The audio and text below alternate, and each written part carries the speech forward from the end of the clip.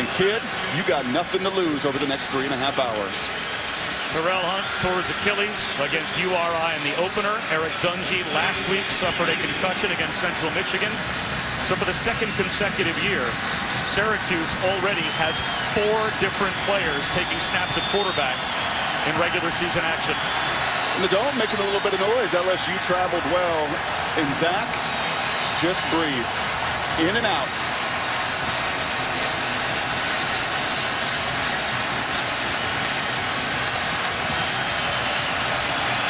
Trent Domingue sends it deep. Grizzly Esteem, returnable from the goal line. And Syracuse off to a terrific start. They'll have great field position for a quarterback that took a very interesting route to starting today against LSU. Shannon Spakes down on the field with more. That's right, Bob. You and Brock just mentioned the road for Zach Mahoney. Last week when Scott Schaefer looked at him and told him to warm up because he was going in the game, Schaefer said a huge smile came over Mahoney's face. Think about it.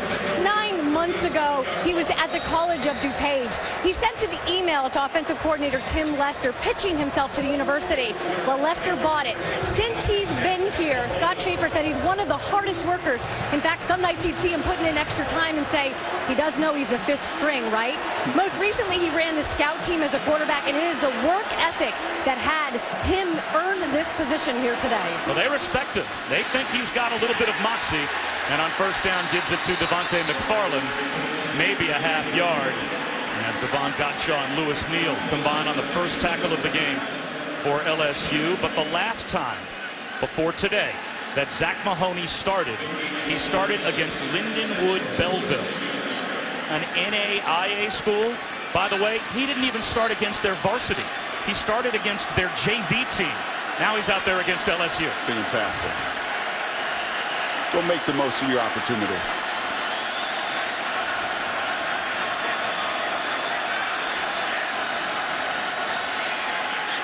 A slant, and he's 1 for 1.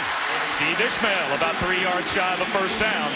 And how good will Syracuse have to be on third down today? Oh, fantastic. And it's been a trouble spot against Central Michigan and Wake Forest. 2 of their last 17 and going up against one of the country's best. But easy completion, little handoff. All right, just make sure, as I said, you can breathe. You can call the play in the huddle. You throw a nice, easy, high completion percentage, little slant. And now you put yourself in a very favorable and manageable 3rd and 3.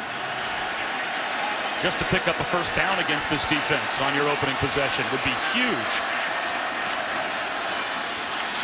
Flag down, and trying to move the pile to the first down marker is McFarland. It looks like he's got it if the play stands. This could be offsides on LSU. Looked like they may have lined up in the neutral zone.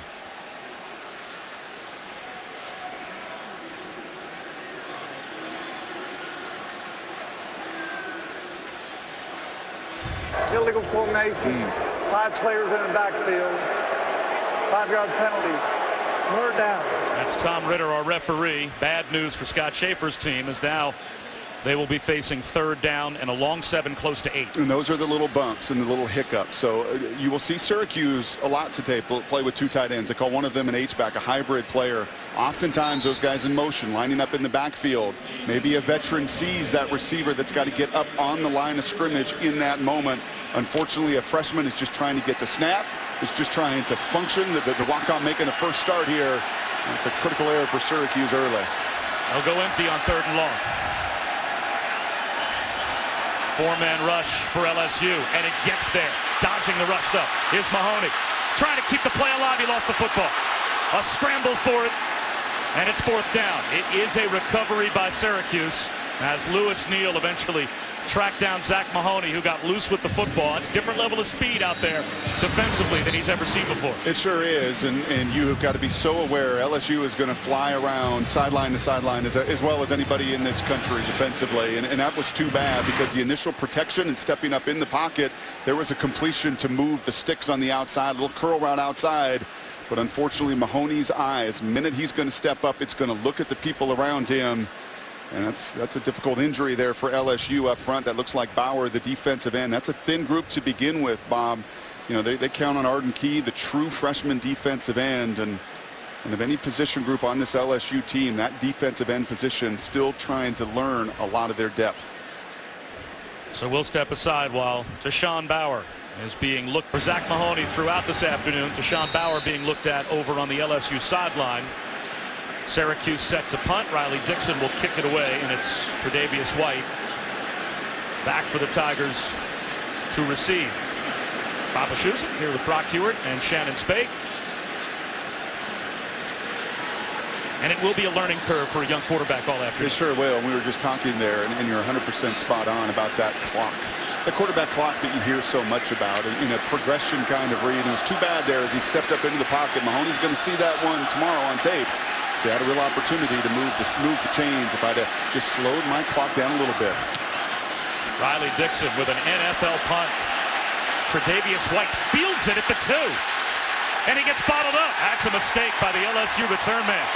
And a big break for Syracuse as they will have field position on their side. That's a 56-yard punt. And now our first opportunity to see a player that is drawing comparisons, Brock, to legendary running backs. Some of the greats in the game because it's just the rare athleticism. It's Bo Jackson, it's Herschel Walker, it's Earl Campbell, and in this stadium it's Jim Brown back in the day. A lot of that's hyperbole for a kid that's still a true sophomore, but just the natural God-given talent. And outside the tackles, one of the country's best at 235 pounds. Between the tackles, willing to step on your chest plate and run right through you. He's a joy to watch.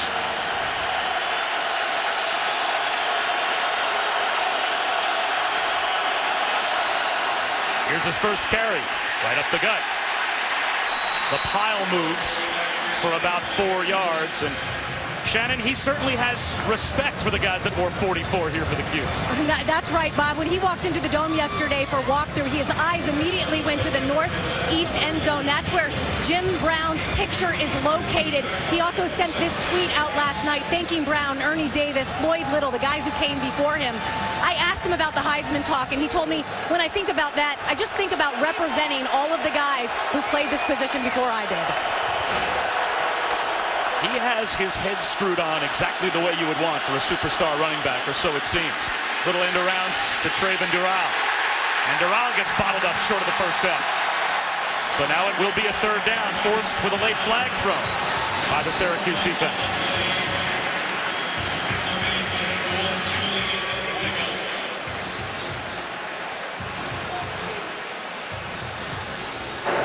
After the ball was dead, personal foul, late hit with a Kurt Taylor.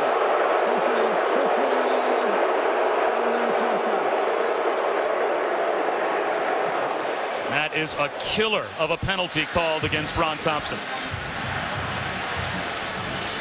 One of the real points of emphasis was that pursuit, not only on Leonard Fournette, but all the team speed that LSU has, and they really love some of their youngsters behind Fournette as well.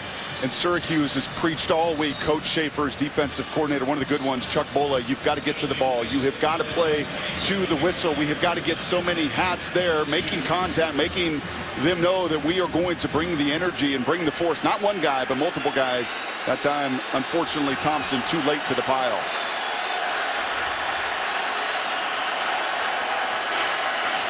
Fournette up the middle, lowers his shoulders out to the 33. That's a gain of 6 on first down.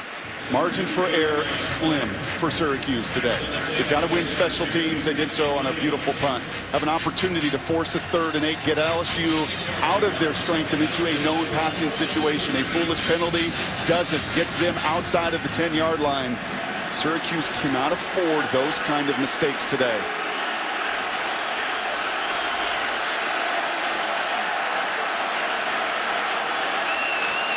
Fournette again. Close to the first down. Maybe a half-yard shy. And the numbers that he has put up so far, mind-boggling, I think, Brock, on several levels. This is a team that's only played 2 games. And yet, with 2 performances, he's got 387 yards coming into today. 12th best in America, playing less games than everyone else has. And both of their first 2 contests, conference opponents. They had their first game of the season canceled because of weather against McNeese State, which is the game that most schools will have on their schedule that will really inflate early season statistics. So his stats not only are dominant, but they're legit. He's playing SEC defenses and putting up these numbers. That's a good point, and it's been about his finish. came in, they called him the Michael Jordan of college football. 5-star recruit, the country's best, right there out of New Orleans a season ago. And it took a little while to get his legs underneath him. And what really stands out to me here in this month of September is that yards after contact. Just like you saw right there, he was hit. He was hit about a yard into that run, but he's able to carry 1, 2, 3 defenders. His ability after contact is what differentiates himself from the rest.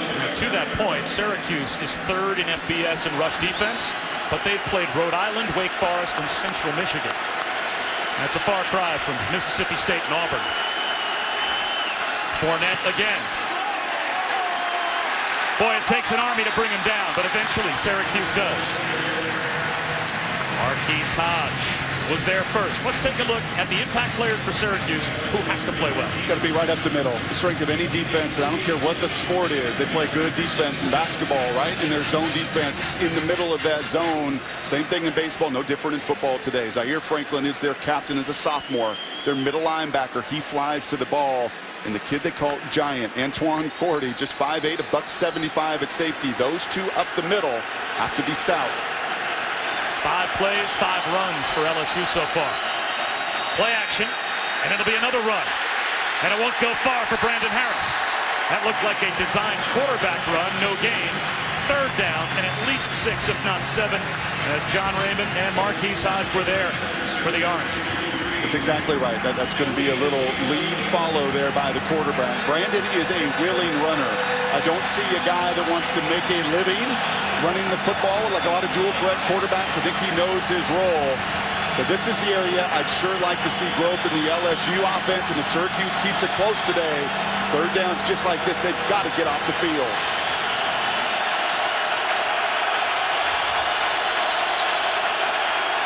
Syracuse brings a blitz on 3rd down. Harris up the seam, incomplete. Intended for John Diarce. The Orange get a stop, and they're about to get the football back.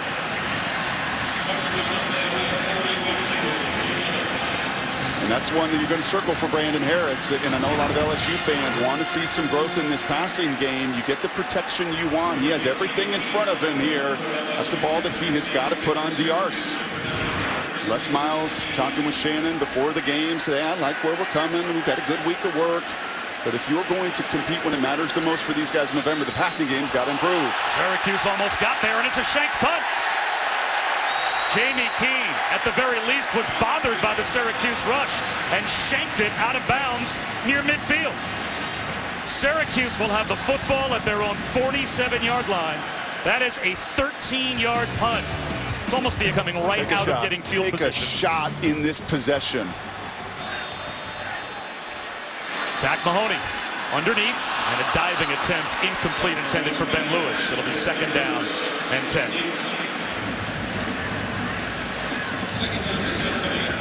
Slow it down.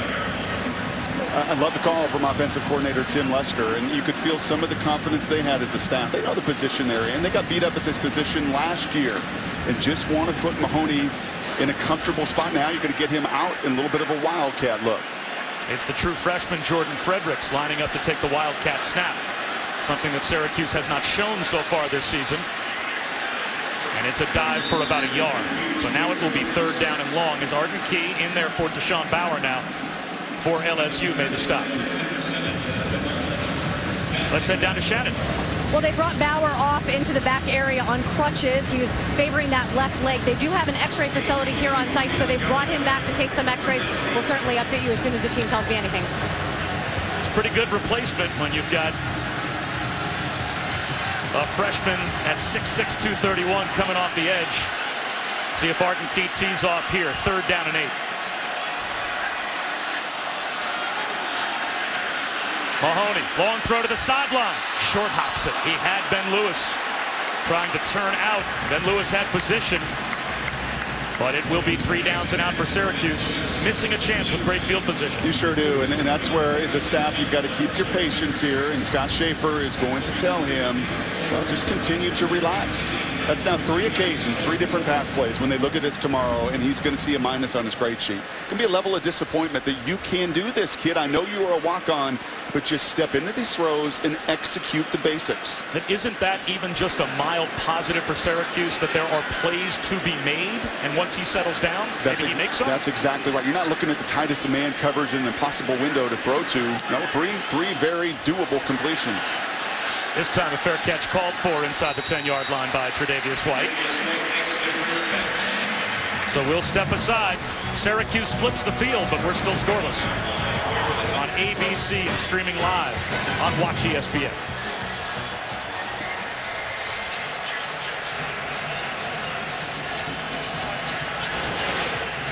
We've got a good running back in our game this afternoon. There's a pair that we'll be able to watch tonight. Yeah, totally different systems. You can see fullback, tight end today. You can see up-tempo and spread tonight. Second possession for LSU. Second time they're starting inside their 10. This time they'll start with Brandon Harris. Long throw to the sideline. Off play action to Malachi Dupree. And that is good for a first down. He's got the arm talent. There's just no debate about that. And George Whitfield talking this week, in fact, about the elite arm talent, trying to shorten up the release. That's a nice route from Dupree. That's going to be there most of the afternoon. If LSU wants to throw one-on-one outside and throw comebacks in posts, that's the area that Syracuse defensively is going to give them. They will commit as many resources as they can to taking away the run first. Play action again. Long throw to the sideline, near side. That's another completion. This time it's Trey Quinn. Makes a move, picks up a first down, and our first opportunity to check in with Adnan Burt. All right, thank you very much, Bob. It's a Taco Bell studio update. Central Michigan and Michigan State, and Shalik Calhoun here. The blocked field goal for the Spartans, and they will take advantage. Madre London, his third touchdown this season. That leads the team. Spartans up 7-0. Bob, back to you. Right now, we're still scoreless as we are under 7 minutes to go in the first quarter. Syracuse forcing LSU to start inside their 10-yard line twice. And a false start now for the Tigers. Will make it 1st and 15. Full start, 65, offense. 5-yard penalty remains first down. Start with 6 runs, then you go 3 passes. This is a crew that's thrown it as little as anybody. In any pro-style system, only 21 completions through those first 2 games. I'd like to see a little more early down passing action. Here it is again. And once again, on time is Brandon Harris. This time he's got John Diarts, who fights his way to the 42-yard line. Well, if there is a season-long question for LSU, isn't one of the big question marks at some point if one of these big SEC defenses stops Leonard Fournette and forces Brandon Harris to beat them? Can he do that? That absolutely is a question, and he must get better over the next 4 weeks. Right now, no. Right now, if they're playing at Ole Miss or at Alabama, I don't think he's got the rhythm and the tempo in their passing game. But over the next 4 to 5 weeks with a favorable schedule, he has to get there. And frankly, outside of Mettenberger, that's been the question in Baton Rouge for a decade, Bob. Quick toss to Fournette. Flags down. That play blown dead. Might be another false start.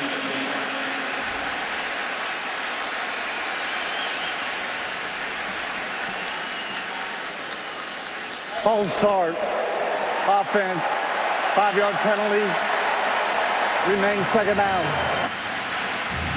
Brandon's got more upside than Anthony Jennings. Brandon's got more upside than some of the predecessors before him. He doesn't have Mettenberger's arm and size and strength, and isn't going to play from the pocket.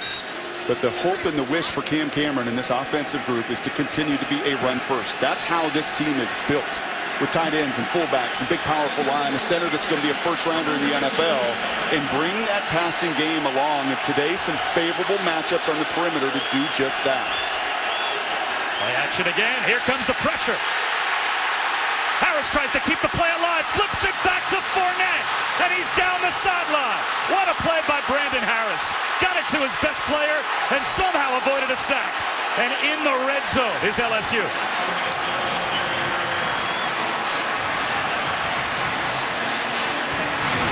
That's big time. That's Marcus Mariota last year against Michigan State. We're going to talk about a quarterback development that's making the first guy miss, and then just the simple awareness of where everybody is. Jennings isn't making that play a year ago. That just highlights exactly to my point about a ceiling and where this kid can go. If you're panicking, if you're freaking out, if that clock is out of whack, as still a young quarterback as Brandon is, he doesn't have the awareness to do that. That is really well executed in an enormous, explosive play here in the first quarter.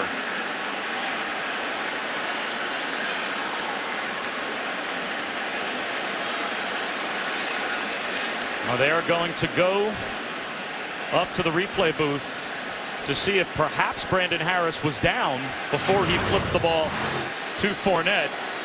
It certainly looked as if his knee was off the ground. Just a very alert play. And in many ways, Brock, I think just as alert a play for Leonard Fournette to make himself available to his quarterback who was in trouble. I would agree. He's got a wonderful football IQ. You know, you start to study him. Yeah, and the ball's out of his hands. You start to study Leonard, and you want to see a little bit more. And Cam Cameron talked about this with us yesterday. Everybody's ready, you know, to just crown this guy, the next Bo Jackson or the next Herschel Walker. We live in that day and age. That's what we want to do with young stars. But he's still got room as a pass catcher.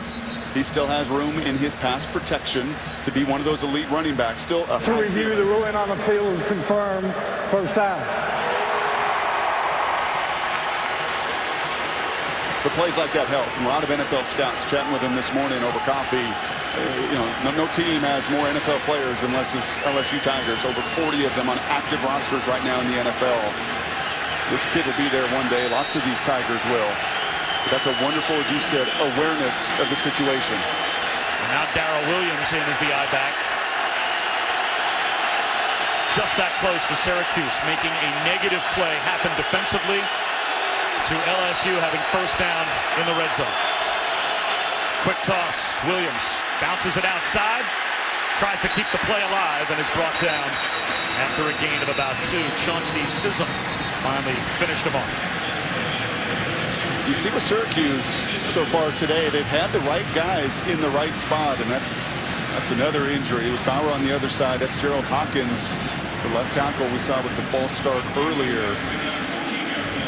Gerald Hawkins has made every start the last 2 years on the right side, now has moved to the left side. And that's the man that's charged with protecting your quarterback's blind side, holding the back of his left leg.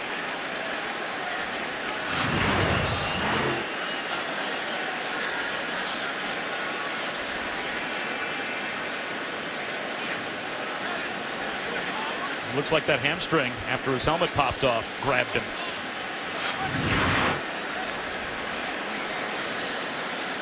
So KJ Malone, the sophomore from Ruston, Louisiana, whose dad you may have heard of, did some work in the NBA, apparently, and there is the mailman, as he is on hand. Probably didn't expect necessarily to see his son get many reps, but who knows how much KJ Malone might play now. 6'4", 298, looks like he's got popped shoulders. I think Carl could still come out and stands and play a little offensive line. You don't see many hamstring injuries with big fellas. You typically see a lot of those guys up front get injured with people falling into their legs. That's a little bit of a unique injury for Hawkins, something to keep a close eye on. You lose Bauer, as I said, on the other side defensively. He's been carted off the field. Now Hawkins grabbing that hamstring. Not an area of tremendous depth either. Malone, a very young, inexperienced player coming in. On the outside, that's certainly true. The interior, though, of that offensive line for Syracuse, Ethan Posick, the center, Josh Boutte, the right guard. That pair caught your eye watching tape as much as Leonard Fournette did. If there's a better center in America, I'd like to see it. Through the first 2 weeks, some of the body of work last year with Posick, he is off to a phenomenal start. You will watch him get to the second level of this game, and you're right. He's the one who sets the table in this run game. Second down and 9. Fournette bounces it outside. Inside the 5 to the pylon. He's got an LSU touchdown.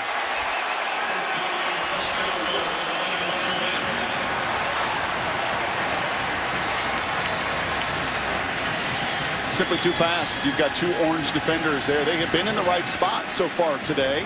Oftentimes he's carried them for that yards after contact, but that time you've got a corner, you've got a safety, you got a linebacker, you got Hodge, you've got Wayne Morgan, and all of them just simply can't keep up with 6'1", 235. Like the elites, and you've seen them, that ability to accelerate through their cuts, that's what separates the good running backs from the great ones.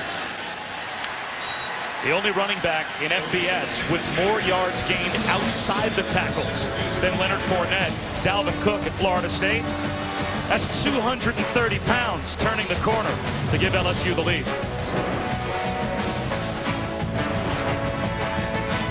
Than they were.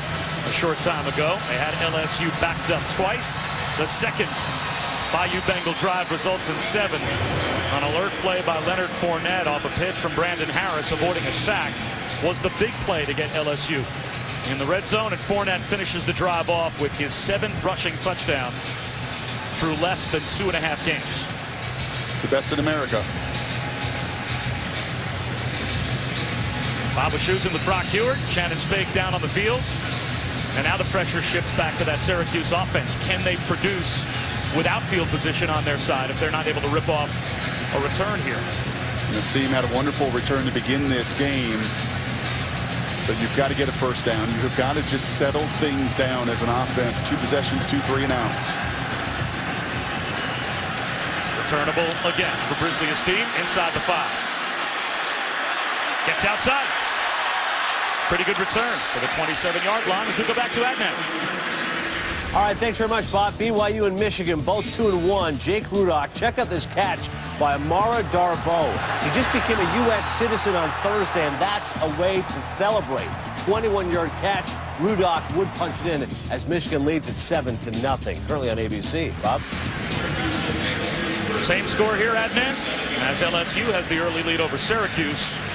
And now Syracuse starting at their own 27, their worst field position of their first 3 possessions.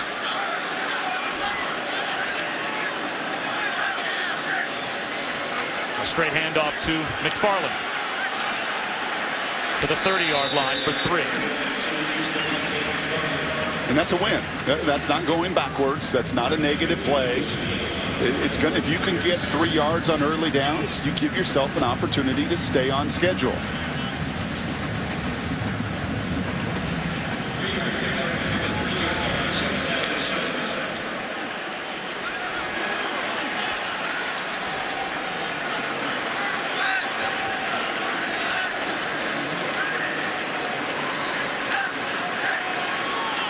Play action.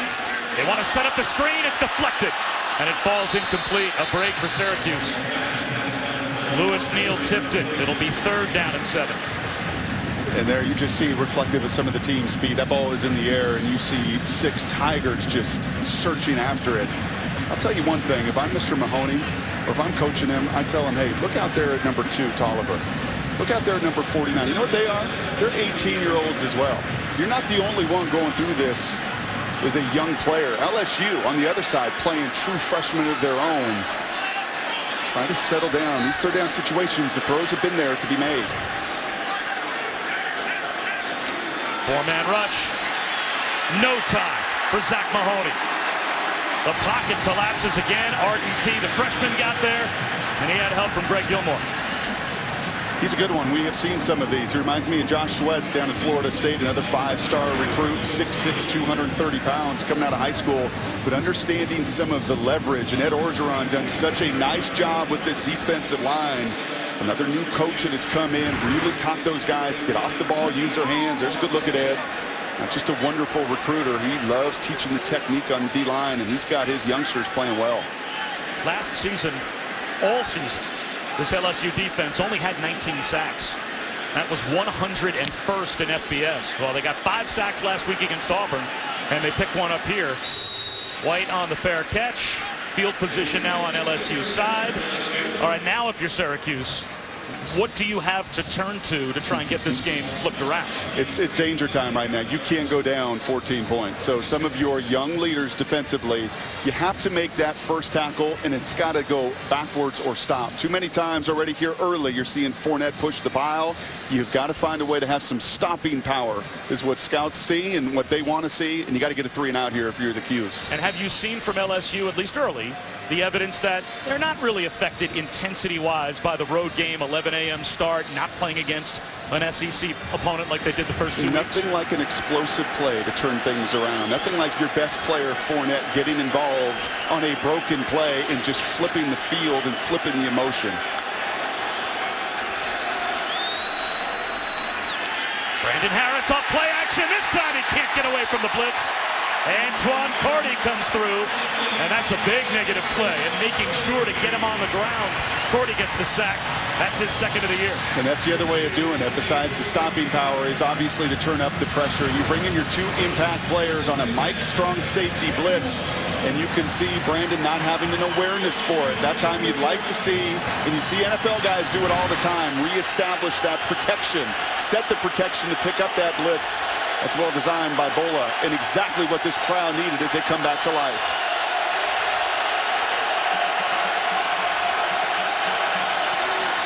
Fournette.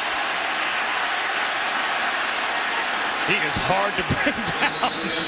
It is almost the entire Syracuse defense on top of Leonard Fournette before he finally falls to the turf after a gain of 6.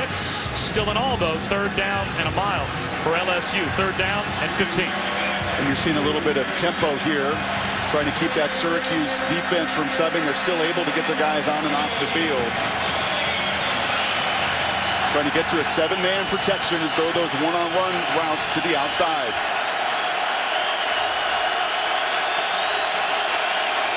Six-man rush. Long throw up the seam, and it's hauled in by Malachi Dupree.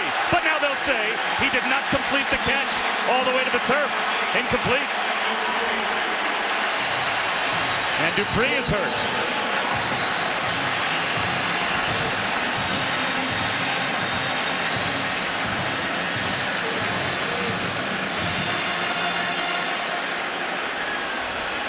And he hit the turf really hard. That was just 4 verticals. I like the call. I like hurrying up and getting to the line. That's a tendency. You know that they're going to go single safety in their 3rd and long coverage, and you can see the collision with the ground. And you love to see exactly where that defender went. Now, Dupree leaves the air. I think he was going to hit him in the side, but he's changed some of his strike zone. You know, that hopefully is some of that targeting rule coming to life, that you're not flying up and trying to hit him in the chin. And the contact with the ground separated receiver from football. It's a long tradition of great wide receivers, and that might be the next great one for LSU. This offense doesn't really let these wide receivers at times show the playmaking ability that they have, but he was the #1 wide receiver recruit in America a couple of years ago when he chose Baton Rouge. No, but I like that. You know, we're going to look and see how much this passing game evolves through the season. I like that hurry-up call, 3rd down. It was there to be made. Line drive kick. Esteen returnable from the 25. He's got room. There goes Grizzly Esteen into plus territory. Great field position again for Syracuse. A 28-yard return. No hang time on the punt. Well, he's got some juice. You saw it on the early kickoff return. He's a big playmaker. He's an 89-yard touchdown reception this season, and like any good returner, there's no waste of movement. And especially against an outfit like this out of LSU, you got to catch it and you got to go. And you set your offense up again. This is now the 2nd occasion where you've got real favorable position. I'll say it once more. Give Mahoney his favorite throw down the field. The effect that has both on the confidence of your offense to do it, at least puts it into the mindset of your defense. And whether it's 1st or 2nd down here, get to something he's comfortable with. Although Grizzly Esteen needs to catch his breath. And a timeout will be called by Scott Schaefer from the sideline. If you want to take a shot down the field, you want your best to take the top off the defense playmaker on the field. Esteen's on the sideline. Maybe that's why Scott Schaefer called timeout. Deep on the depth chart, the true freshman Eric Dungy, who started last week, suffered a concussion against Central Michigan, and Zach Mahoney beat out Austin Wilson for the start today. After the timeout, Esteen is still on the sideline for Syracuse. They'll run it with the freshman Jordan Fredericks.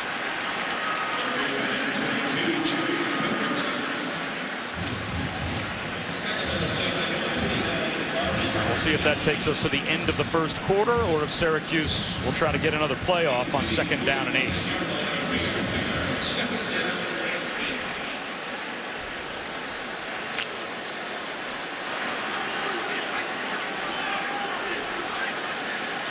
Surprising that Syracuse would snap the ball here. It looks like the sideline's trying to point out to Zach Mahoney the fact that the clock is about to expire. And it looks like he will get this play off. And it's knocked down at the line. So it will be 3rd down and 8 to start the second quarter. Great field position for Syracuse, starting in plus territory. But they are still without a first down after 1. Welcome. We have 3 Second quarter and set for another 3rd down for a Syracuse offense that has yet to pick up a first down. Bob Wischusen, Brock Ewart, Shannon Spake here at the Carrier Dome. LSU with the 7-0 lead. And you wouldn't imagine, Brock, that there will be many chances for Syracuse to start drives in plus territory. It feels like a must to try and keep this drive alive and get some points. Have to capitalize. And it starts with that protection. LSU looks content once again to just rush 4. They'll run the option. Mahoney with the late pitch. And now what do? Go. Dante Strickland brought down about 1.5 yards shy of the first down. Now it's 4th down and a solid 1.5 yards. And how many chances will you get to score? Well, do you want to win? I mean, do you want to win? If you're playing to win, you go for it. If you're playing to just shorten this game, try to keep it close, 5th string quarterback, no, you got to go for this. And it sure looks like Schaefer's doing so, and I love it. Well, it's a statement about how he believes this game will have to be played going forward on 4th and 3 early. Instill confidence in your quarterback by the way you call the game.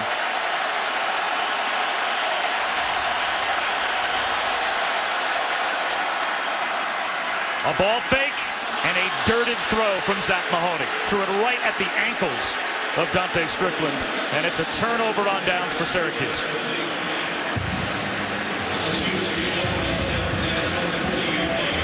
That's the right call. We've had now 4 or 5 of these. Things are set up. This is well designed and well conceived. You're going to get blockers from the outside expecting some man coverage. You get exactly what you want. Just put it on a shoulder pad, kid. You've got a stick route. Put it on a shoulder pads. You can do and you can execute these things. And you see a couple more drives like this, or maybe one more. It won't surprise me to see Austin Wilson. He's your other sophomore that's had a little bit of run in the system. He is the better passer of the 2. And LSU is clearly giving you some opportunities to get completions. And I don't know how much longer you're going to run Mahoney out if he is one-hopping and throwing balls in the dirt. Quick toss to Leonard Fournette to start this drive for LSU with great field position. As they are already near midfield, let's go to Adnan. All right, thank you very much, Bob. Southern and Georgia on the SEC Network, and Grayson Lambert showing Brock Ewart-like precision. Only 1 incompletion last week, 6 of 7 to start here. Nick Chubb, the touchdown, 17-0. It's all Georgia. Bob? LSU tried to go quickly, a little too quickly, in fact. Start to the snap, false start, 74, offense. 5-yard penalty, remains 2nd down. So Les Miles' team backs up 5. And for Les Miles, he has authored now 39 of the 49 wins in a row against non-conference opponents in the regular season. 13 wins against non-conference top 25 teams. 2 appearances in the national championship game, a title back in 2007. And yet down in Baton Rouge, it's more than one Bayou Bengal fan that will say his seat is hot. Well, that's ridiculous.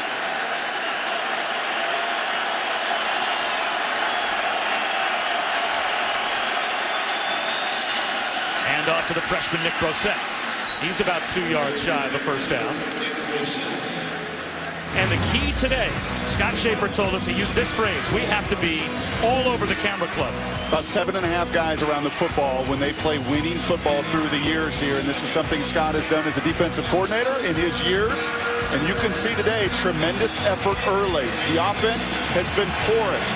How long can this defense sustain that kind of energy? It will be a have to keep this game close. And we like that phrase. Hadn't heard it before when he said, against these guys, our camera club has to be the highest it's ever been. 7 guys near the football. Fournette on 3rd down. He's got a first down and more. Still on his feet inside the 30 before he's finally run out. A flag down, though, back at the line of scrimmage.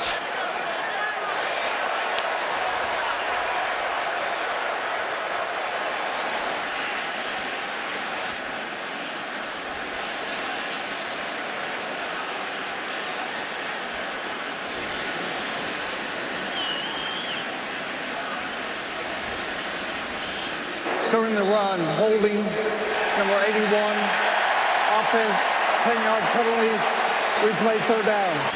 That's a big man on the edge, Colin Jeter there. They're without Dylan Gordon. He's got an Achilles injury, and usually this is Big Dylan. And you're going to see Colin here. He's got to trust his technique. This is their power run where they wash it down to the strong side. He's got the block. And he just hooks him, and that's an obvious call on their go-to play. Their toss pitch. Phenomenal stuff. That time, a lack of execution from Colin. But get the hands in and finish. So now it's third down and 13. And here's the break you wanted.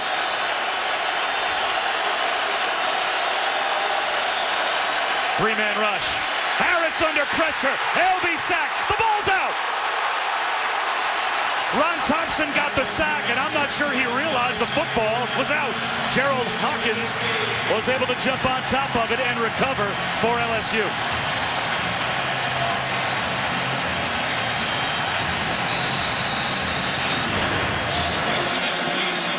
Well, you referenced LSU sacking to the quarterback and them getting home. So is Syracuse this season now. Their 10th sack of the year. And nearly all of them have come from that position. Thompson, Arciniega, the two rush ends there. And that time just beating Vidal Alexander clean. There was some noise in this venue. But Vidal with a three-man rush, not giving his quarterback an opportunity.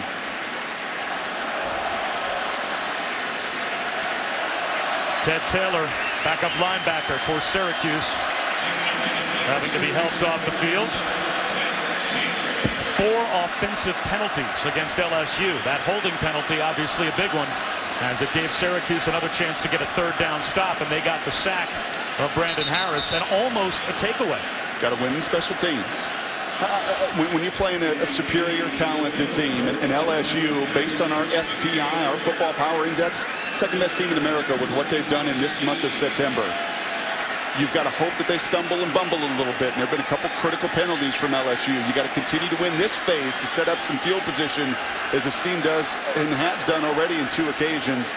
And then you just got to get a first down offensively and see those sticks move. Jamie Keene has had 2 substandard punts, and this one not great either. It takes a hop to Brisley Esteem, who fields it and gets loose. Tries to turn the corner, uses the stiff arm and goes down at the 40-yard line. Another good punt return by... Some risk that he has to take. These are hidden yards. If he lets that ball bounce, it's another 15 yards. They're starting this drive at the 15 or 20-yard line, and instead, and it really should be on the other side, a missed face mask there. Colin Jeter grabbing the headgear.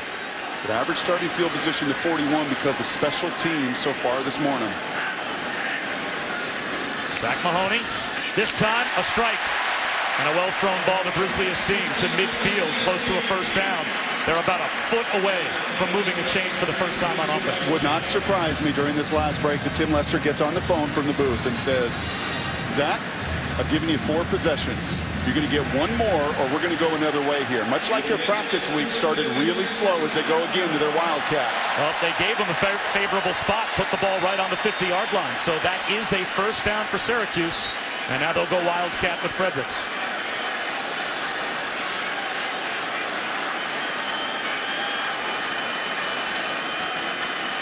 Jordan Fredericks cut down after a gain of 2. Jamal Adams came up to make the stop. Let's go to Shannon. Yeah, you know, for Mahoney, he has one of his biggest mentors, not on the phone upstairs in Tim Lester, but down on the sidelines. Terrell Hunt has really helped him prepare mentally, he told me, for this game. He told him before the game started, hey, man, it's just like practice. We just have an audience, trying to calm him down a little bit. But Hunt put in a ton of extra time before the season began. Obviously, he's out with an Achilles injury. But Mahoney was able to take advantage of all of that and work with Hunt. He's got second down in plus territory here. That's Esteem in motion. And they'll run the option. There's the pitch to Esteem. Can't make a man miss. It's a gain of only a yard. Great closing speed by the freshman Dante Jackson. And you know what happens the last 2 weeks when you play Central Michigan and Wake Forest? You turn the corner and you get a first down. And what happens when you play Dante Jackson and Kevin Tolliver? They close that gap. Dante Jackson, number 1, a true freshman for LSU. The state of Louisiana 100 and 200-meter champ. I'm talking 10 300-meter juice, and you see him close that cushion in a hurry. You wonder if it's 4-down territory again for Syracuse. in plus territory now, 3rd down and 6. Straight back is Mahoney.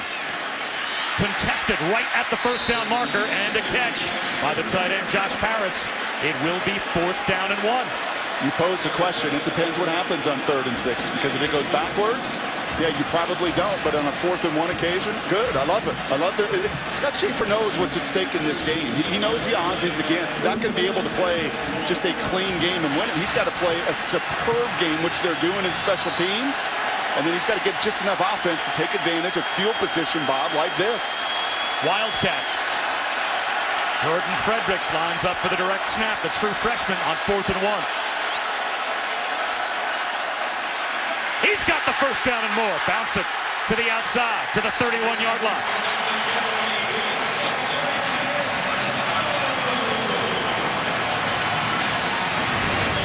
4 seniors up front as well, and that plays a role, I think, in a couple of these 4th down calls. You do have confidence that they're going to do their job at the point of attack. A lot of experience on that offensive line, good push, and there you see some more of the acceleration. Fredericks has more of that than Morris and McFarland on this roster, and what a confidence booster to finally take advantage of some wonderful starting field position.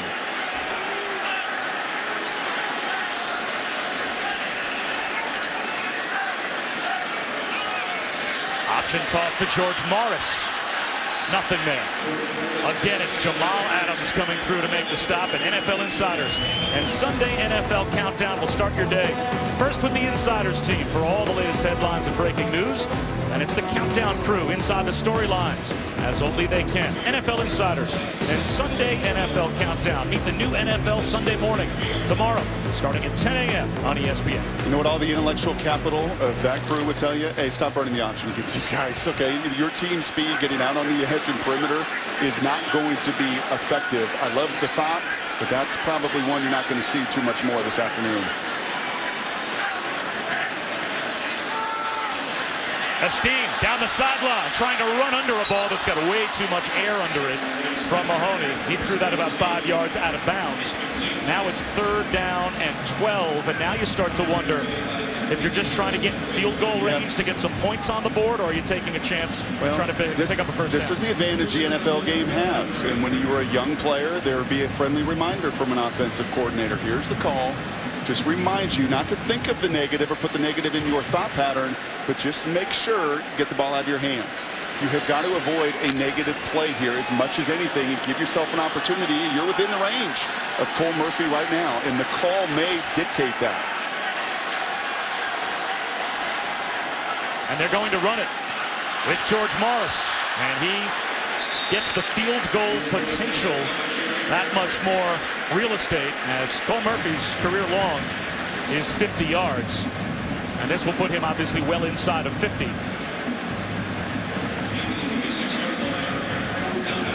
And here comes the field goal unit. You know what else I like about this drive? Look at this. And we talked about this going into the game. Some of the mandates for an upset and what you've got to do. You have got to shorten this game, and finally getting some first downs and possessing the ball gives you an opportunity to do so. Make it a 4-point game halfway through the 2nd quarter. Schaefer would sign up for that. From 43. And as smooth as could be. Inside the right upright and good. That's the long this season for Cole Murphy. He is now 6 for 7. And Syracuse is on the board. Now you can see the upside-down banners of Wake Forest and Central Michigan on the left there. That's the schedule for Syracuse. The varsity tradition, they flip the banner upside down of the team that Syracuse beats. Now the next banner, of course, still right side up, LSU. It's a 7-3 LSU lead now, though, as Dante Jackson will bring it out from the end zone. Spins out to about the 20 with a flag down.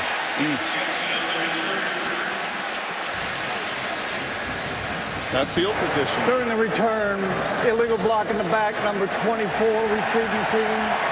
Half the distance to the goal. First down. Field position continues to be a factor in celebrating its 11th year sponsoring the Good Hands Field Goal Nets. Allstate makes contributions to participating universities, general scholarship funds for each field goal and extra point kicked. To date, Allstate has contributed millions in scholarship funds. This dome has some life. Syracuse has shortened the game. They have won the special teams battle in a big way so far in the first half, Brock, and they have also dominated field position as now LSU will start from their own 5-yard line.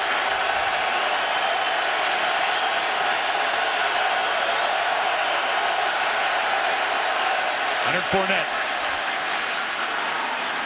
out across the 10 as we head back to Adnan. All right, thank you very much, Bob. Just updating you on what's happening with Michigan and BYU, and it's more from the Wolverines. This time it'll be Davion Smith. He just kind of fights his way through that pile, and off to the races he goes. The Wolverines, 2-1 right now, all over BYU on ABC. Bob? All right, Adnan, thanks very much. So Michigan and BYU, with Michigan off to a terrific start. LSU, far more of a struggle at home so far. For Syracuse, the Orange hanging right in the game. The quick toss to Fournette. Finds a lane. Leonard Fournette breaks a tackle, as he often does, dragging tacklers out to the 31-yard line. A gain of 19. And that's why the camera club's got to come to the party when it's just one, as it was here with Rodney Williams. You're just, I'm sorry, you saw a week ago, I'm just going to run right through you and right over you. And no surprise to me, a little bit of adversity. 7-3, come back and get your best player his touches, and that's what Cam Cameron does. And we throw around the adjectives of great probably too lightly.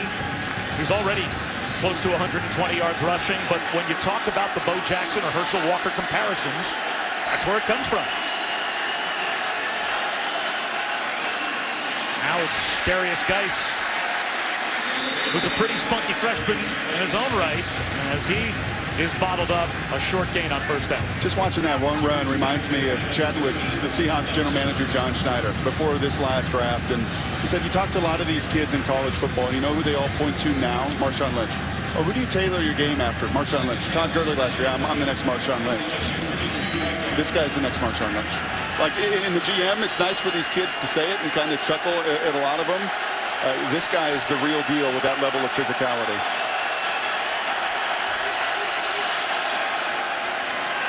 Geis again. Spins to the 35-yard line, but it will be third down, and there's a flag down as well.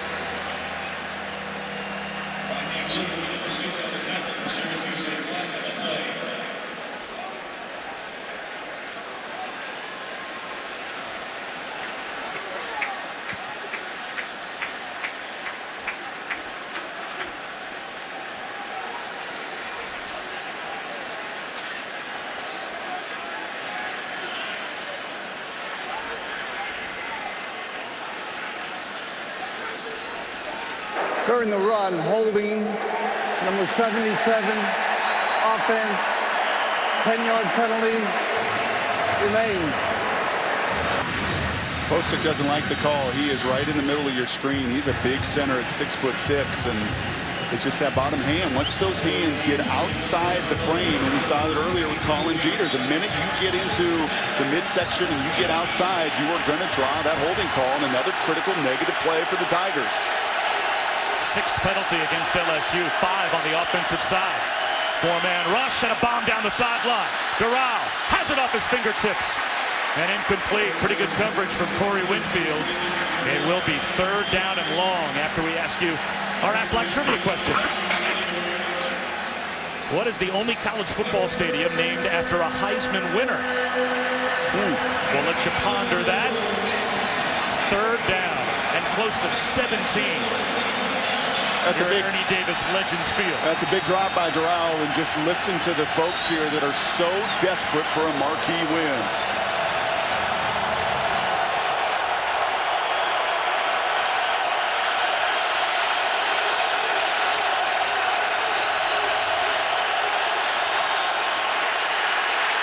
They set the screen up to Fournette. Breaks a tackle. Can't get away from another. Making sure was Antoine Cordy. And Syracuse, with help again from a penalty, gets a stop.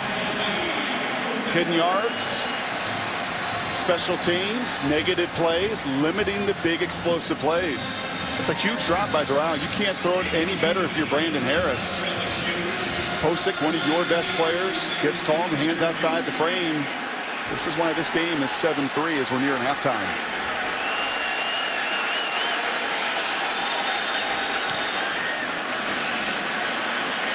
Esteem with a fair catch called and made just across the Syracuse 25-yard line. Yeah, got him hooked up to that. So that you'll never miss one of my little brother's games again. That watch ESPN is awesome. I think that's what that Tigers doing right now.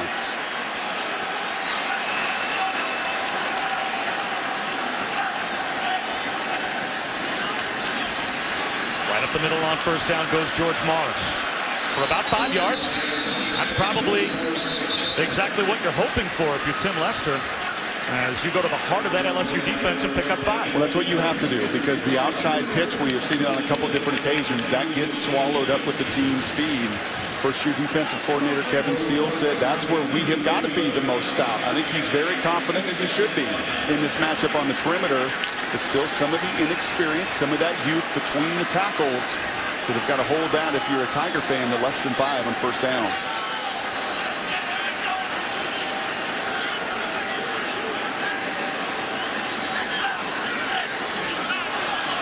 Another handoff.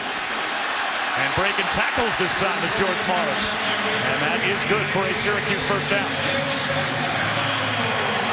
Let's take a look at the game summary, and the recipe for an upset is there for Syracuse if they can ever put the ball in the end zone. Those return yards, that special teams phase, Bridgely Esteem has been such a stud here for Syracuse early. The penalty yards and the critical negatives, setting up long yardage situations for LSU. And that average starting field position is really built on the back of Esteem.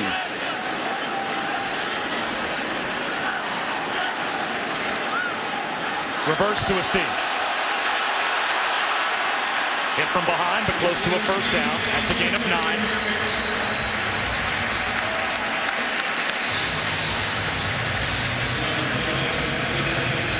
And use their speed against them. If I said to you earlier, avoid the option pitch if you're Mahoney, because there is nothing to be had. There are occasions through reverses, through screen passes, where you can capitalize on all that fast action by that LSU defense. And gain yet again another positive play on first down.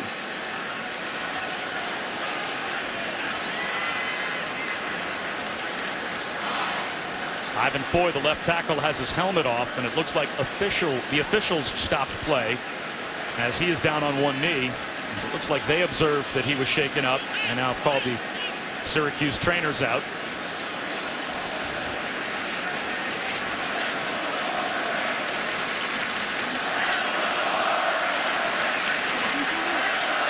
So we have an injury timeout with LSU on top 7-3.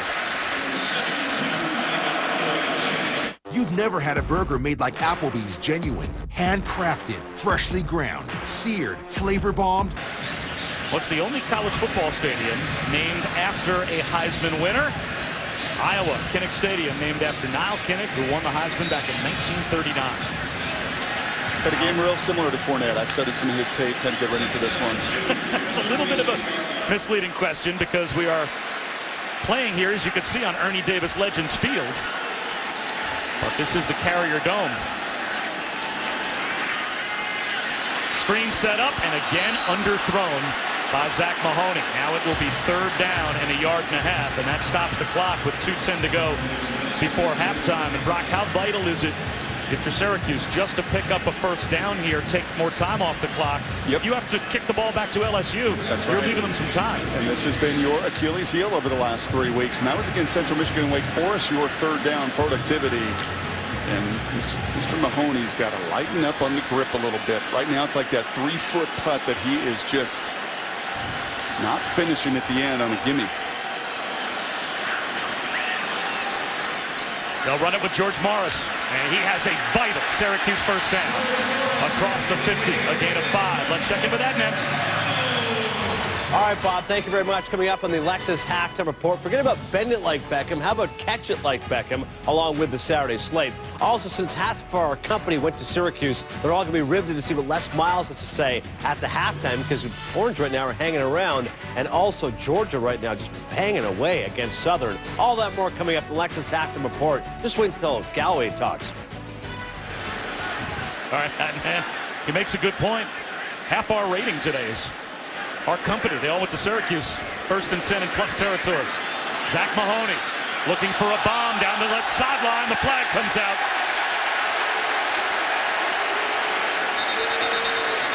Ricky Jefferson got tangled up with Dante Strickland.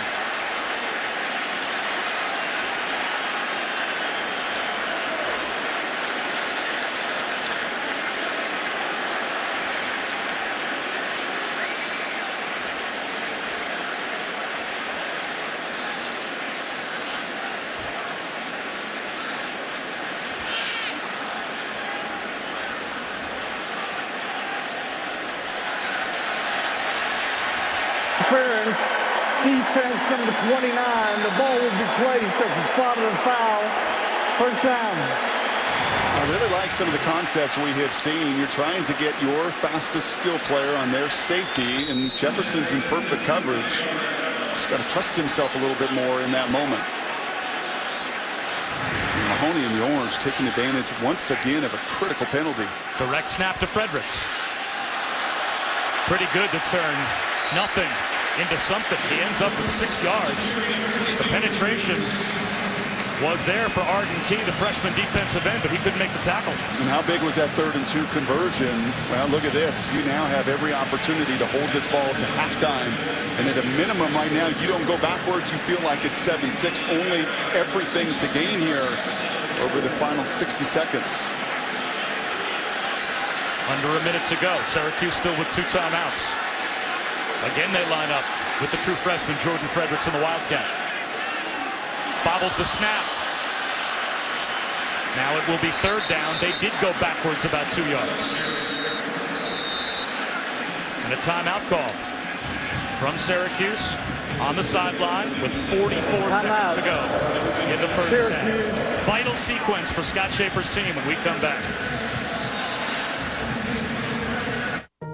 There's a place that's known for its beauty and its unique culture, where students come first and life-changing research happens every day, where nationally ranked programs prepare graduates for high-demand jobs, where tradition runs deep, and success is measured not in numbers, but in people, where the past is honored and the future embraced. It's a place you fall in love with and never forget. Forever, LSU. At the Carrier Dome, Bob Wischusen with Brock Ewart, Shannon Spake down on the sideline. And Shannon Spake will have an opportunity to speak to Les Miles at halftime. So if you want to know what the Hat thinks about what's happened to his team here in the first half, she will relay that information. And the penalty yardage, the hidden yardage based on field position, about a 100-yard difference if you total it up between the two teams' average start of field position. And Syracuse's defense playing well. We've got a football game. 3rd down and 6. Won't surprise me if this is a run.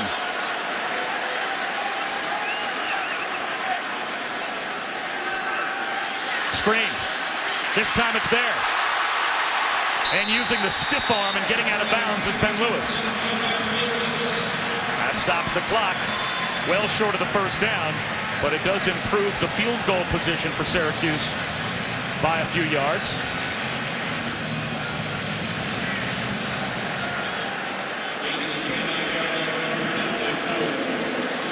And here comes Cole Murphy to try and make it a 1-point game.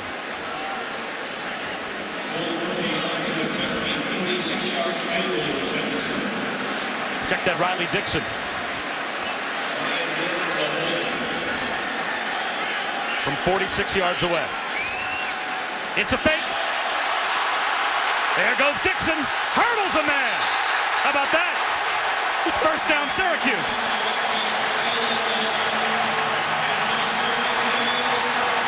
Bob, there's something to be said when you can play with nothing to lose. Scott Schaefer and the Orange have nothing to lose in this building today. They're 3-0 for the first time in 24 years. Got a little level of excitement. You've got a fifth-string quarterback playing. Take risk. We've seen it earlier in field position situations, and that says it all right there. Love it.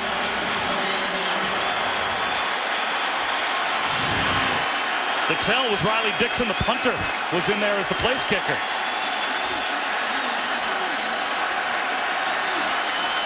Play action. Zach Mahoney rolling. Has a man inside the 15-yard line and out of bounds. Very important for Syracuse as it stops the clock with 7 seconds to go and preserves their timeout. You've got one shot at the end zone right here. Once again, I will talk about them not having that headset communication to a kid that's never been in a situation like this. Cannot scramble, cannot run around. Right? You have to be aware of your timeouts, and this is probably smart here for Scott Schaefer to talk it all over. The situational football with just 7 seconds remaining.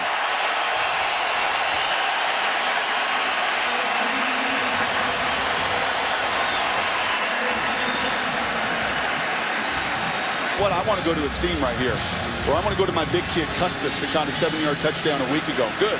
And get it up in the end zone, give him a chance, and then be ready to kick the field goal. But this has got to be done with a tremendous sense of urgency. The 11th play of the drive. And if it fails, it has to take 6 seconds or less. The last thing Syracuse wants is to come away empty. Steam to the top of the field. Mahoney, there's the shot to the end zone.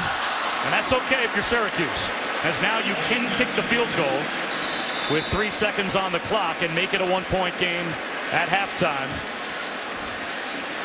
But you can see why you get nervous with less than 8. I mean, you just can't mess around.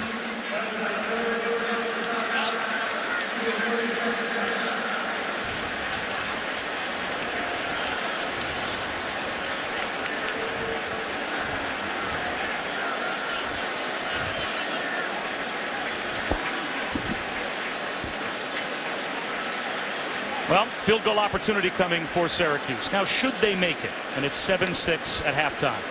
What's the vibe in the Syracuse locker room? And more importantly, for a national championship picture, what's the vibe in that LSU locker room? You know exactly what it is in Syracuse. You're fist pounding. You're saying, we can play with these guys. Are you kidding me? I know Fournette's got over 100 yards, but they're making the mistakes, and we've got them in our house and building here. And if you're Les Miles, you know exactly what he's going to say.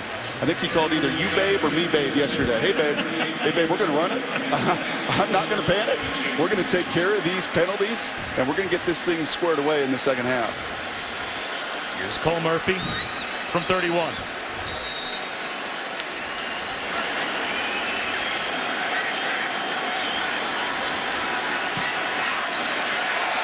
Hit the upright. That is a deflating miss for Syracuse at halftime, as LSU will start the third quarter with the football, and their lead is still 4.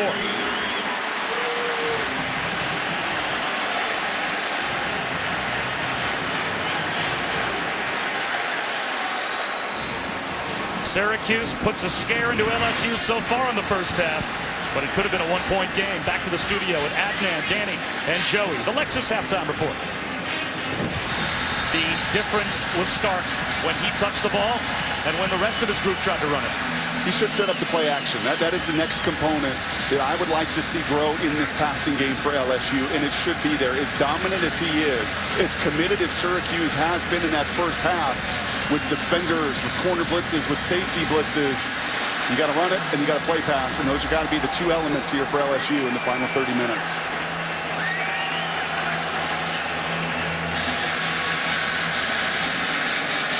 Nick Brosette, the true freshman running back, is deep to receive the third quarter kickoff. Not many saw this being the score as we start the third quarter here at the Carrier Dome. It's Dante Jackson that will take it from the goal line. Gets to the 20-yard line and no further. Let's check in with Shannon. Well, guys, remember yesterday Scott Schaefer told us he knew that this was going to be a huge challenge, but he said maybe we can catch them off guard and sneak up on them in the fourth. Well, he told me coming out of that locker room, in order to do that, they just have to capitalize on their opportunities, particularly in the red zone. They have to put some points on the board. He told his young quarterback, Zach Mahoney, kid, you got a chance to win this game here today. And I did ask about the possibility of maybe seeing a little bit out of Austin Wilson at some point. Coach Schaefer said, man, I wouldn't tell you even if I knew. Not tipping his hand. Well, we'll see where he goes at quarterback because Wilson is the more natural thrower of the two. Brandon Harris didn't throw it with much success in the first half, but he'll start with play action here in the third quarter, and it's batted down at the line. Ron Thompson gets Syracuse off to a good start. It'll be second down and 10. If you know that they're going to want to get Fournette involved, and I know they're going to want to get Fournette involved, the natural reaction is then come out with play action pass, and I say no. It does not matter if they think he's coming at you. Get committed to that run game and do it early and often. There is no reason he should not touch the ball time after time after time against this defense.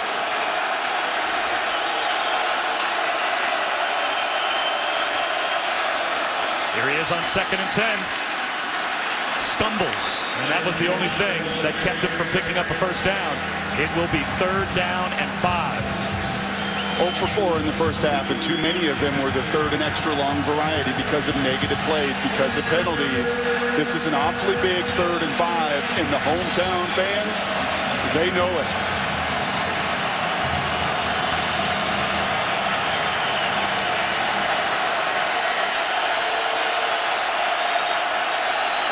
Blitz coming. Slant, knocked away.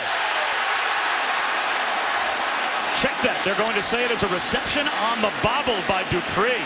What concentration by Malachi Dupree to hold out of that football. Big time. They don't get many opportunities within this scheme. That ball comes out end over end. Wow. Antoine Cordy was there and thought he had knocked it away. They may review the play just to make sure that Dupree had a clean catch. Going to further review. And they are going to go to the replay booth just to make sure that Malachi Dupree, who was knocked out of the game in the first half when his head bounced off the turf, returns here in the second half. Great concentration to find the football again.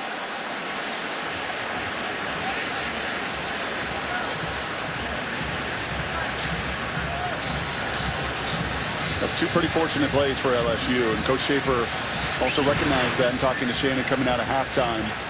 After review, the ruling on the field is confirmed. It was a good catch. First down. The 48-yard run from Fournette on really a broken play where Harris was nearly sacked, and then on that occasion, but you make your luck. You make those plays, and it's a blitz, and you have the right call, and you have a quick little slant. Instead of Cordy knocking it down, Dupree has the awareness to get you a vital, critical third down conversion, and I'll say it again, this is number 7 time. Here he is. Fournette grinds out about 4, maybe 5 more yards. But he runs right through you. Do you see the impact that he has on his battery mates, on the people around him? You take an average running back in college football, and that is a 1-yard gain, if that. He is going to plow, and he is going to humiliate defenders at times. And in order to really take advantage late in the game, you've got to take these body blows in the third quarter.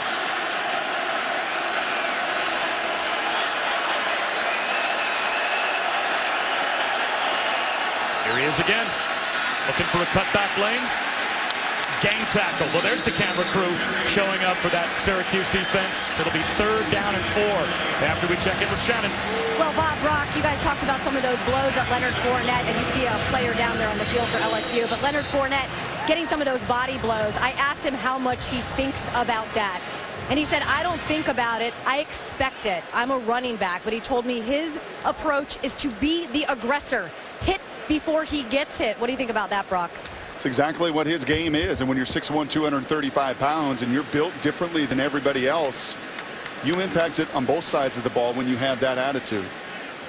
Guys want to block for you, and those defenders eventually will make some business decisions, as we've seen over the years with backs like him, to wear him down in the fourth. Injury timeout, so we'll step aside.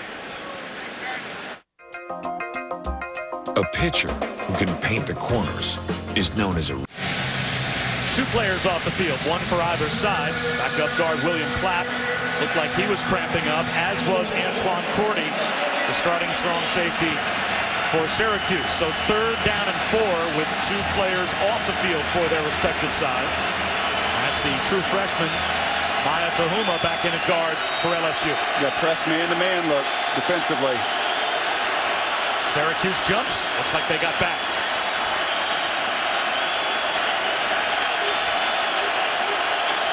Straight back is Brandon Harris. Lobs it down the sideline, looking for Dupree. Right down the chimney, inside the 20-yard line.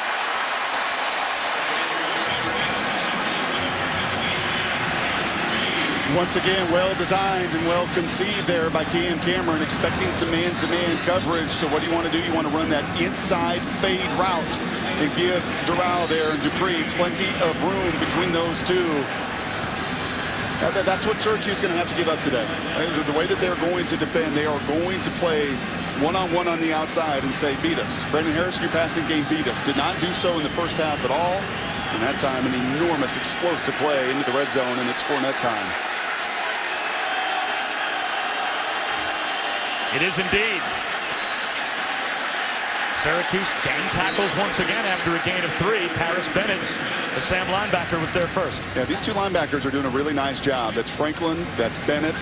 Hodge as well is shooting some gaps. Franklin is their guy. If you're a Syracuse fan over the next couple years, you're going to enjoy your sophomore captain. He's a difference maker in the middle. And when you have seen Fournette stop and when you have seen him slow down, it's because of that pursuit internally with Franklin. And then those guys playing their gap control, Bennett and Hodge, limiting some of that run game. The first sophomore captain for Syracuse since 1945, Zaire Franklin. Fournette right up the middle, inside the 10-yard line. Looks to be good for a first down. Right at the first down marker. Let's see where they spot the football at the 9.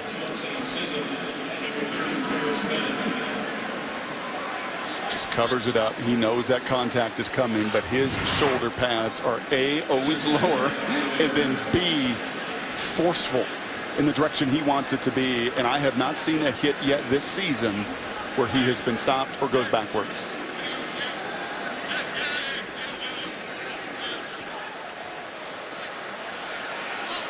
It's 1st and goal. Well, a topic this past week with Les Miles was, is there a pitch count for Leonard Fournette in this game and going forward through the season? How do you manage a player that is so clearly your star workhorse? You manage him Sunday to Friday. That's where you manage him. A monster like him at this level, he can carry 20, 25, 30 times over those 12 weeks. How you take care of him and get him fresh for game day is as critically important as any pitch count is. Play action for Brandon Harris. He's looking at the pylon. Now he's under pressure, and he will throw this as far as he possibly can to avoid a sack. It'll be 2nd and goal.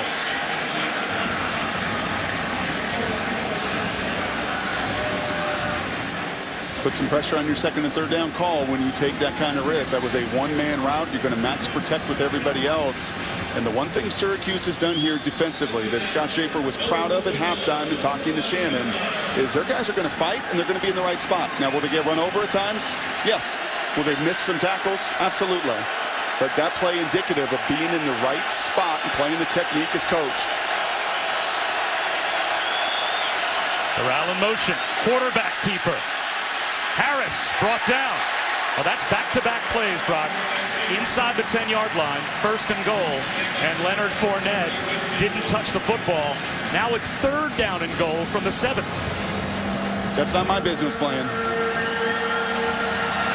I don't need to use him as a decoy. Not in a 7-3 game on the road with a fan base that feels it, the defense on the other side that's gained some confidence. He'd have touched it 3 more times in 1st and goal situation. The 11th play of the drive, and it's 3rd and goal.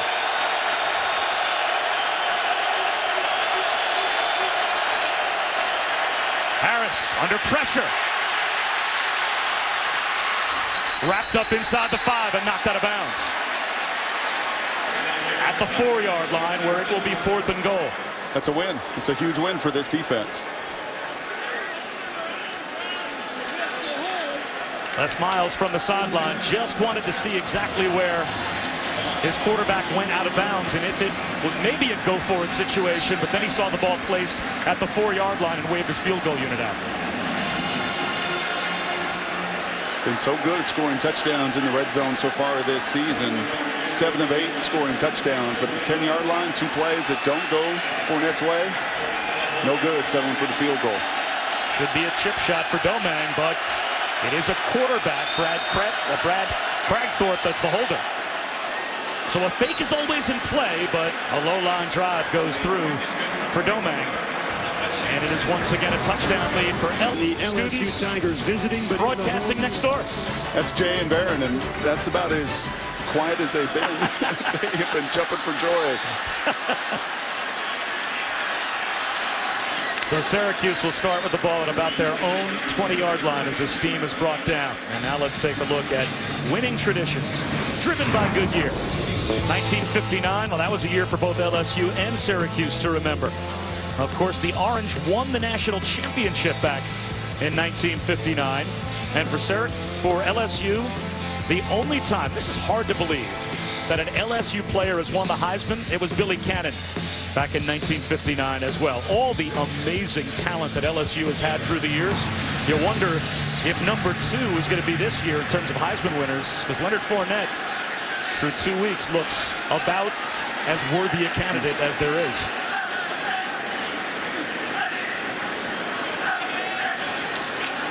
Here's Devontae McFarland starting a drive for Syracuse. This is their worst starting field position of the game. And Deion Jones, who had to sit out the first half because of a targeting call last week against Auburn in the second half. So he was suspended for the first half. Gets a chance now to play in the third quarter. And if he looks like Leonard Fournette, he should. He's 6'1", 230 pounds, and he is their fastest linebacker. And forceful contact to the head or neck area is going to draw that penalty. He had to sit and watch, and no surprise, he comes out on first down like a man possessed downhill. He is a difference maker at linebacker. Lobbing it down the sideline and having it knocked away with a flag down. Steve Ishmael was the intended receiver. Ricky Jefferson and Kevin Tolliver were both there.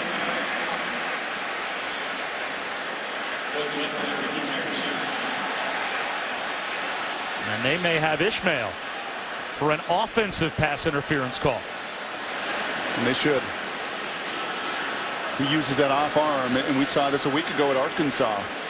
And you've seen it with the 2 holding calls today. These referees are trained. They work their tail off, and they are looking, and you have got certain cues that are going to draw that penalty. And when he extends his arm, as Ishmael does on this play, you're going to draw interference. Number 8, offense. Half the distance to the goal, replay second down. You get freedom. You can use your forearm, you can use your shoulder, but the minute you extend your arm out, as Ishmael does here, right there, that push out, that arm gets extended, you're not going to get grace. So now a real danger zone for a 5th-string walk-on quarterback at his own 11-yard line, second down and 20. And the LSU fans that have made the trip from Baton Rouge making a lot of noise.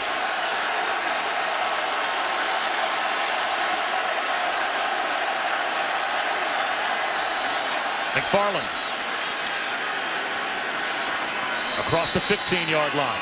Modest gain of 3, maybe 4 yards. Kendall Beckwith made the stop for LSU. 1 possession game inside your own 20-yard line. Going to be a very conservative call right now. When they've had opportunity and they have been in favorable field positions or 4th downs, they have gone for it on 3 4th downs. The fake field goal. Not quite the situation here at your own 15. Play clock at 12, and they're not out of the huddle yet. You'd hate to have to use a timeout here. Does the young quarterback notice the play clock? It's down to 2. They do get the snap off. And it's an incomplete pass. So now it's on your punter to try and change field position. As Riley Dixon, he can kick it, but LSU should get great field position. Maybe their best of the day. Well, Murphy had the missed field goal before half, but outside of that, the special teams phase of the game, that 3rd phase, that when you're at home and you're playing good defense that you have to have complement, the rest of your team, it outplayed LSU in the first 30 minutes. This has to be a big boomer, as you say, an NFL-style punt.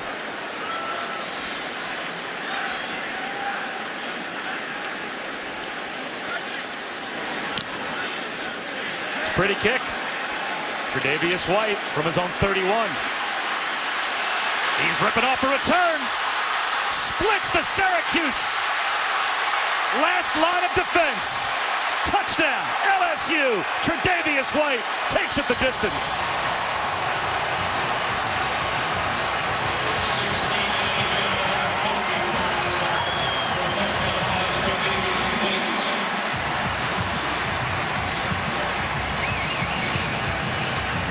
There was no flinch from Les Miles walking into halftime and talking to Shannon. You knew that he trusted his team. Karl Malone likes it as well. But eventually some of that strength that you have, some of that speed, if you give yourself an opportunity and a chance, and you don't have the penalties you did in the first half, they come to life. Tre'Davious White showing you why he's big time, why he gets to wear that number 18. And a phase of the game that was one-sided in the first half just gets a huge uppercut to the jaw in the second. When Matt Mock was the quarterback back in the national championship year of 2003, he left and passed the 18 on to Jacob Hester. It started a tradition that has been continued over the years now at LSU. It is an honor and a big statement, the player that dons the 18. And Tre'Davious White, well, he just made the kind of plays that the guys that wear the 18 make if they play for LSU. If your offense is struggling, if the opposition has some belief, what's the best way to deliver that gut punch? How about a touchdown on special teams?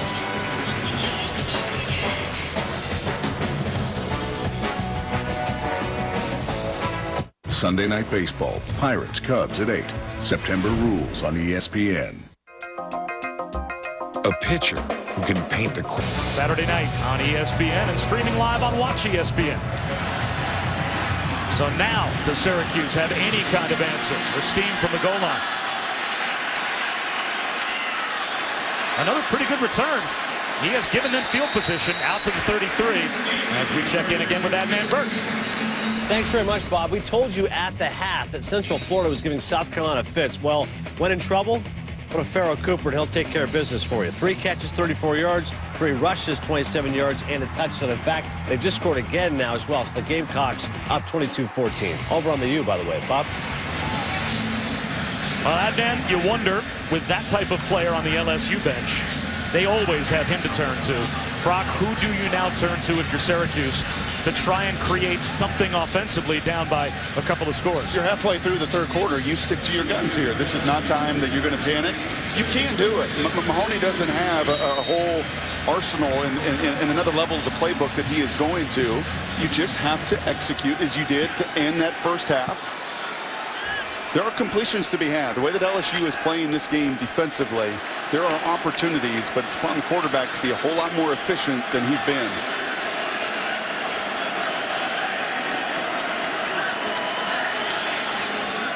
Runs the option. And he is wrapped up right at the line by Lewis Neal. Again, in case you're just joining us, this is the 5th string quarterback playing for Syracuse. A walk-on that played junior college football last year at the College of DuPage. Because you've got players like Terrell Hunt, A.J. Long on the bench with respective injuries, Eric Dungy with a concussion against Central Michigan last week. They are 5 deep on the depth chart with a quarterback that made his last start against the JV squad for Lindenwood Belleville, an NAIA school. Now he's out here against LSU, and the pocket starts to collapse. Helmet off and out of bounds with a flag down, and that is because Lewis Neal, once his helmet is off, he can't rejoin the play. And he went over and he tackled the quarterback, Zach Mahoney. This is a mental error for Lewis Neal that's going to cost LSU.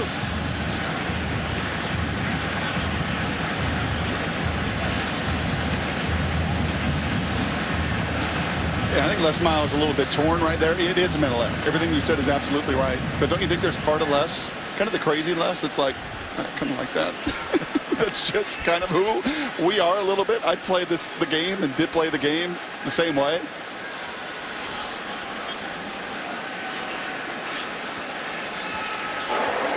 Personal foul, defense number 92, continued participation without a helmet, 15-yard penalty, first down. Once your helmet comes off, you are required to basically stop playing football for your own safety. I really enjoyed talking to Cam Cameron, the offensive coordinator, Kevin Steele, the defensive coordinator. You're talking about two guys that have got about 50, 60 years of coaching experience and been a lot of places. And you could tell with both of them, they said, it is just different here. These kids are different. They're wired to run and hit. I mean, it starts with less, and that's the culture we have. But so many of these kids from the state of Louisiana, it doesn't matter if the helmet's on. I'm going to go hit somebody, and I'm going to go finish. I think that play emblematic of some of that. The option to the near side, the pitch to George Morris. Stays in bounds, does a little Leonard Fournette impersonation. Out of bounds at the 40, a gain of 12. Now, having said that, hold on. It's a 15-yard penalty against an offense that right now has nothing going, and all of a sudden, 2 snaps, 15-yard penalty, and a 12-yard run, and Syracuse is in plus territory. Yes, but did you just say a Leonard Fournette impression? The legs were moving, the opponent wasn't, Bob. I saw some contact initiated. See, that's where you're supposed to roll with your partner. I'm sorry. Yes. The chemistry of our pairing. Maybe we'll revisit that in the offseason. Play action. Mahoney. He wants the home run ball. And he's got it to a steam for the Syracuse touchdown.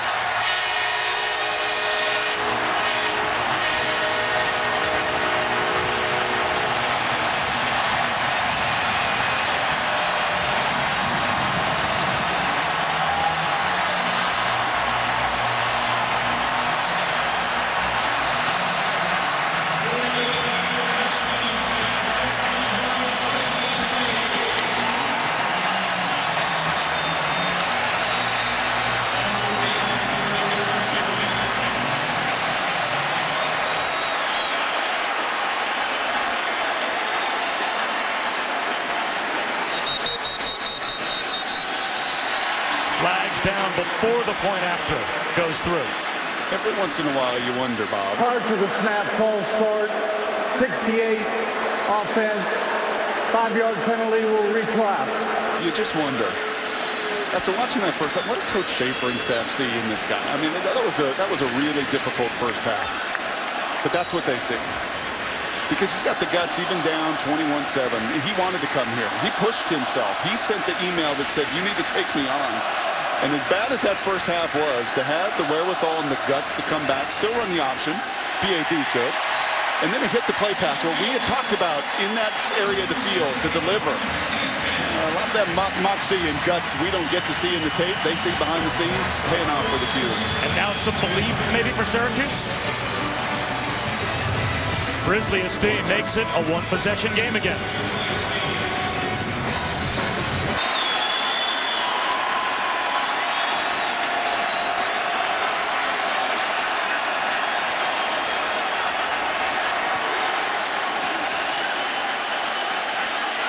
Dante Jackson will take a knee. Maybe the LSU defense will have a different level of respect the rest of the afternoon for Zach Mahoney. That's why you take some shots. Watch the nickel back here. That's going to be Dwayne Thomas, and he's in the slot, okay? And he just takes for granted the safety as well. He's got an assignment there. He's going to chase the swing route, but just take it for granted. This guy can't throw over my head. This guy can't complete a pass from 10 yards. Hadn't really done it the entire first half. But you never take your opponent lightly. That's why you've got to trust your fundamentals and the attention to detail, and on the other side with shoes, and that is why you take some shots when you've got the real estate and the field position opportunities. Is there anywhere for LSU now to go with the football other than number 7? Nope. Here he is, Leonard Fournette, finding room. Spins out close to the 35-yard line. He's got 9.5 on first down.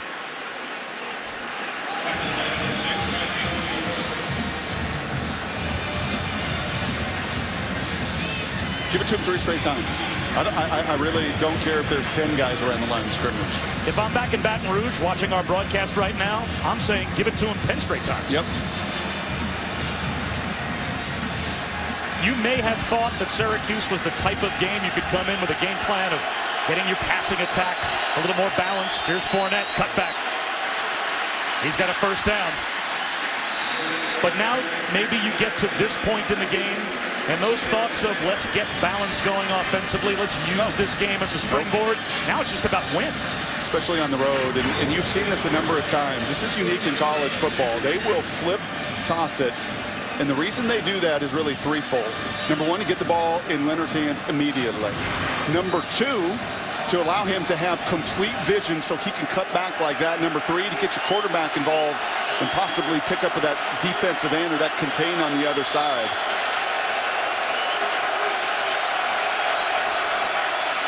A delayed toss, maybe a little miscommunication, and that creates a negative play. Zaire Franklin knife through. Wayne Morgan was there to help on the stop for Syracuse as well. Now it's 2nd down and 13.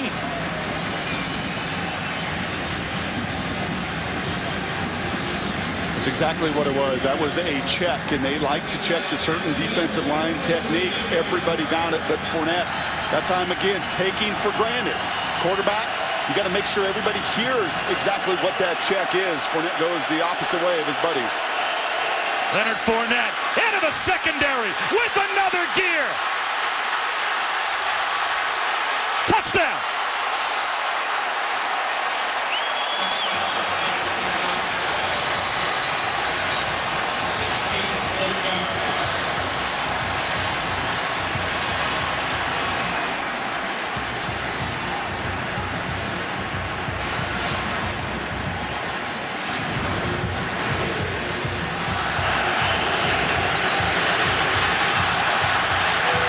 Freak show. The fluidity and speed of a man 6'1", 230 pounds. That is why the comparisons have come in the month of September. And if there continues to be the commitment, and forget this pitch count nonsense, the commitment to run the ball, you'll hear it through October and into November when their season really heats up. And that is an injury that could be devastating for Syracuse, depending on what the story is with Zaire Franklin. And to sophomore Mike linebacker, who is down. So during the injury timeout, let's check in with Adnan Burke. All right, Bob, thank you very much. Just want to update what's happening with Nick Chubb, who has gone over 100 yards today for Georgia. That ties the record for most consecutive 100-yard games by a Georgia player with Herschel Walker. They're all over Southern on the SEC network. Bob? Did Adnan say Herschel Walker? I mean, that's a comparison. 213 yards on 19 carries and a couple more touchdowns for Leonard Fournette.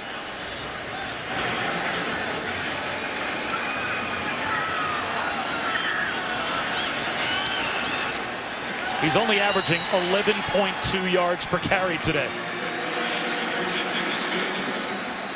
And you might get your wish. He might be the second ever Heisman winner in LSU history. And he's gotten a lot of help up front at times, and especially on this play. You go back and you look at a number of those touchdown runs against Auburn in that tape, and you will see knockdowns. Not just a hat on a hat. I'm talking guys on the ground. I was raving to you as we were watching tape about Ethan Posick, and he sets the table there. Fournette finishes. Let's take a look at today's AT&T Strong performance. I'm talking on the ground, knocking people down. That's Posick, that's your fullback, and that is your right guard as well. That's Posick, that's Moore, the fullback, and that's Clapp. Look at it, look at the finish. You knock the wind out of the middle linebacker. Look at it, circle him. I mean, that is carnage at the point of attack, and you give that kid the lane, it's over. Doesn't matter if it's Auburn, it doesn't matter if it's Syracuse. And over the next 4 weeks, as they ready themselves for at Alabama, at Ole Miss, to be at the front of the Heisman line. At least the hype and the conversation leading into that month.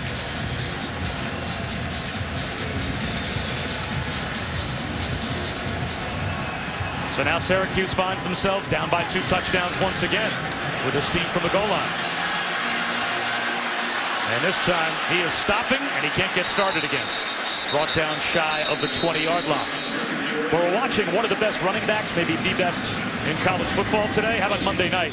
Maybe the best quarterback in the league will shine on Monday Night Football. Reigning league MVP Aaron Rodgers and the Packers against Jamal Charles and the Chiefs. Chiefs-Packers, 8:15 Eastern, Monday on ESPN. And, of course, streaming live on Watch ESPN. And pretty remarkable in that game, not one LSU or Orange player. That kind of beats the odds. Bucks the trend with 40 Tigers on active rosters. And you see 7 Syracuse players as well. The Jones brothers representing well.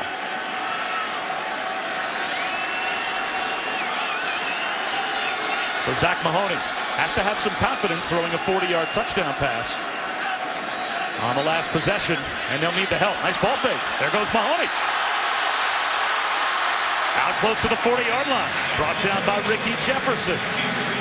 Let's go down to Shannon. Well, Bob, remember yesterday watching film, Brock, how many times did you stop the film when Leonard Fournette had a huge play and point out how he affected all of the guys on the sideline? Well, I was watching the defense after that touchdown run. Tre'Davious White, the junior corner, he looked at all of his guys and he said, it's on us now. They were pumped, but they know they have to do their job. Yep. Instills that belief, that confidence in everybody. That's what a dominant running back has done in the NFL with Marshawn Lynch and what Fournette's doing here in September. Option, and this one in the backfield. It's Ben Lewis. He may have gotten back close to the line of scrimmage. Dwayne Thomas got the tackle. Looks to be a loss of about a yard. 2nd down and 11.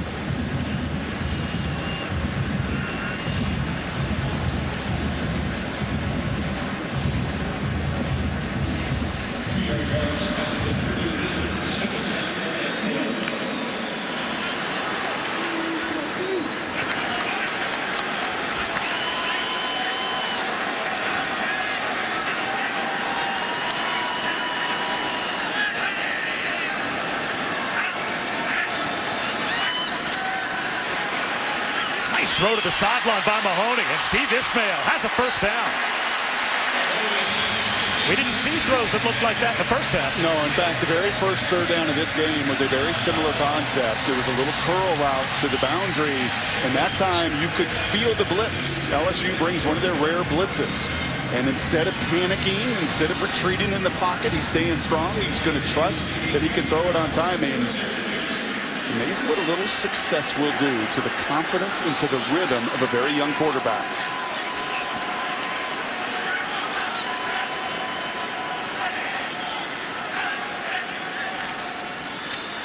George Morris running through a couple of arm tackles. That's a hard-working 2.5 yards. For Syracuse, it'll be 2nd down and a long 7. Fournette-like. I would agree. 2nd down and 8 for Syracuse as the rift continues to grow in the broadcast booth. But the chemistry you can see is building on the field for a Syracuse offense that's in plus territory. And right now, Brock, you have to think they believe that they can go down the field and score some more points. Yep. And if you're that LSU defense, as Shannon alluded to, now it's time for you to step up out on the road and try to quash some of that confidence.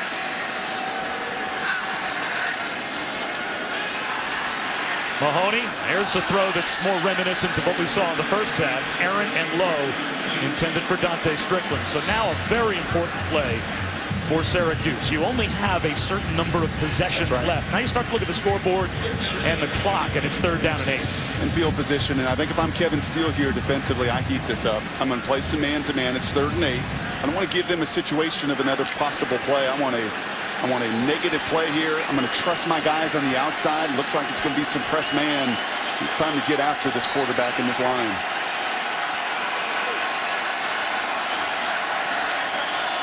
Blitz coming. Mahoney, long throw to the sideline, incomplete. Now it's 4th down and 8. You're in plus territory.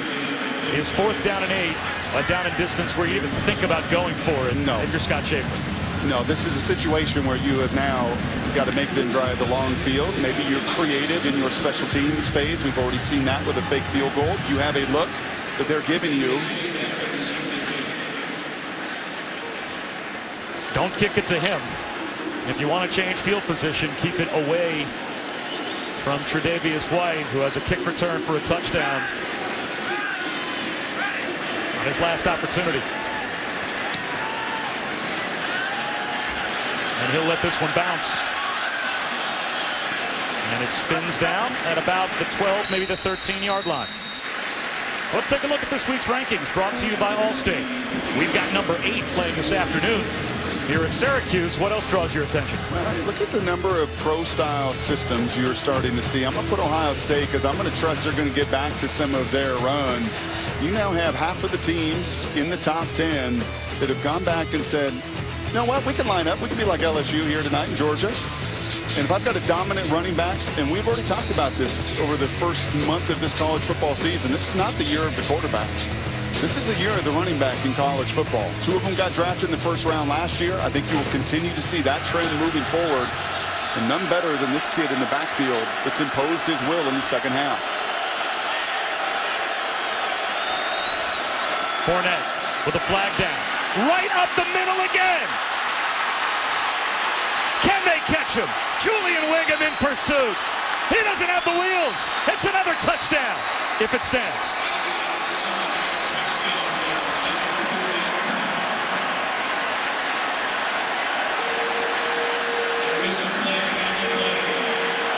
Illegal formation. Offense. 5 players in the backfield. 5-yard penalty. Replay first down.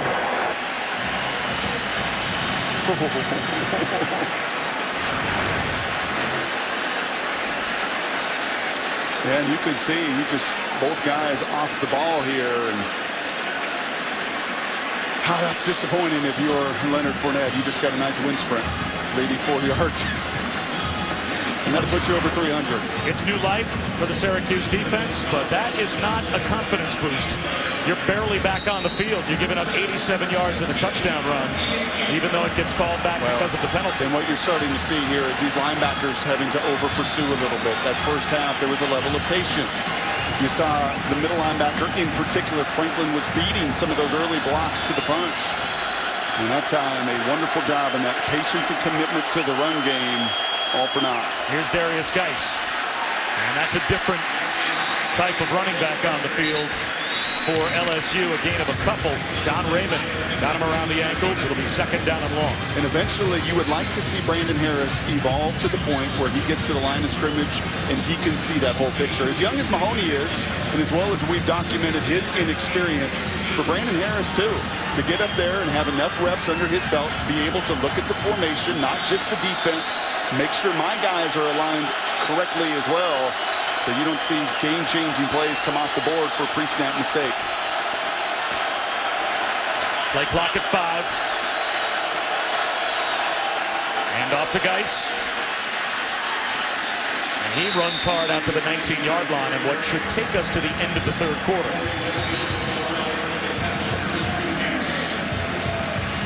It'll be third down and 4 for LSU when we start the fourth. Syracuse, a couple of times inside, but it is raucous inside the Carrier Dome as the Syracuse fans are looking for a reason to believe as we start the fourth quarter. And I go for the jugular. Give me a double move right here. Give me a little slant and go. Lots of your third down passing has been underneath. I think you're going to get some pressure, an opportunity to take a shot. Leonard Fournette on the sideline. Darrell Williams in at tailback next to Brandon Harris in the shotgun. A rollout for Harris. To the sideline. Incomplete. Syracuse gets a third down stop.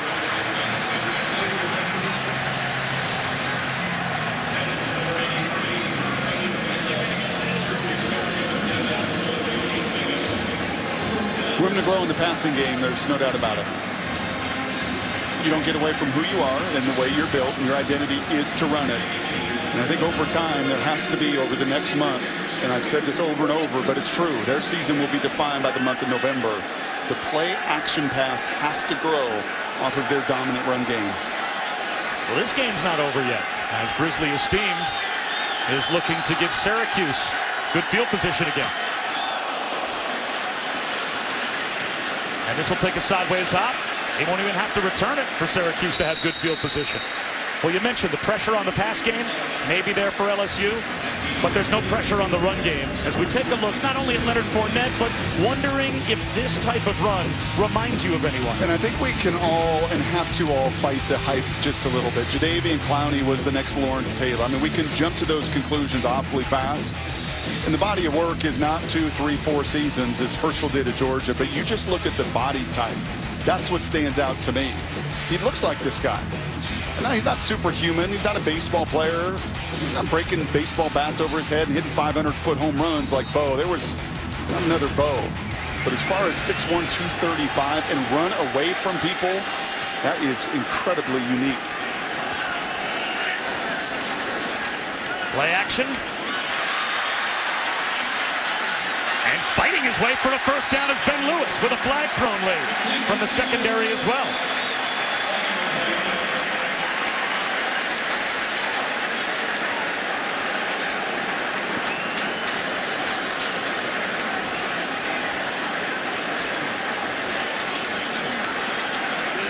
Foul, face mask, and the 13 defense. 15-yard penalty from the end of the run. First down. That's your nickelback. That's Dwayne Thomas. They missed one earlier. Could have easily been called. They get it right there. And these penalties, this game is 24-10 in the fourth quarter for one reason and one reason alone: penalties. You took away an 85-yard touchdown run because you couldn't get a line. You've had critical negative penalties both offensively and defensively in the special teams game. And you're giving a hometown team with the packed stadium some life.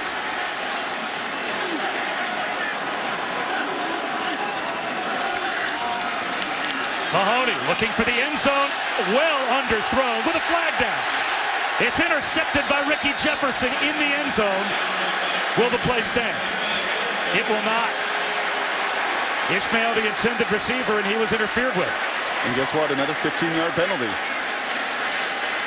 Those hidden yards in the special teams game, you owned them in the first half. It's been the penalties throughout. The result of the play was a touchback. However, we had pass interference, number 2 defense, 15-yard penalty, automatic first down. And Scott Schaefer went right over to Zach Mahoney, realizing this was a bad throw. Bailed out by a penalty call. Well, bad by about 8 yards inside. He threw one 8 yards outside earlier out of bounds. And that's just Kevin Tolliver, much like Dwayne Thomas. And there's the clap that we've gotten used to with Les Miles, encouraging guys, trust your technique and the attention to do things right. Even ahead 14 points, and especially ahead on the road. And for Syracuse, it has to be about a touchdown now. All 4 down territory, you would think, for the Orange in the red zone. On a keeper, it's Mahoney to the end zone. Ishmael was stumbling. Incomplete. No flag this time. Let's go back to admin. All right, thank you very much, Bob. Just want to update you what's happened with regards to Michigan State, Central Michigan. Gerald Holmes here, the 3-yard touchdown. Mac School's never beaten a top 2 team, and right now Spartans are up 24-10. Coming up on ABC and ESPN2, John Saunders, Mac Brown. Mayday will be in the studio for this one on ABC and ESPN2. Ohio State taking on Western Michigan. Bob? Well, that man, it's 24-10 here as well. But Syracuse, if they score a touchdown, make it a 1-possession game with a lot of time on the clock. Second down and 10, though. They run the option, pitch it to the freshman Dante Strickland. And Brock Ewert, I'm sensing not a fan of that play call. It was good for the 2-point conversion way back when, I do believe, in the other corner, running the option in 1987 into the short part of the field. That's not going to be good against this team's speed and defense. Now, that may set something up. As you said, this is 4-down territory, and that you may have a look coming off of that sets up a play-action pass. But that one is tough in the odds machine to go your way.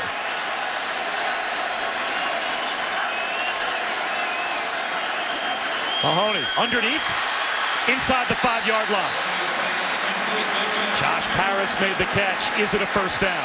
Let's see where they spot the football. Very close. They'll bring out the chains. He's a different kid. That first down pass should have been a touchdown. Ishmael's got to help him out there. That's really well thrown into the end zone. And he's been erratic, as expected, as a 5th stringer would be coming into this game. But he has really, Mahoney, settled down in this second half.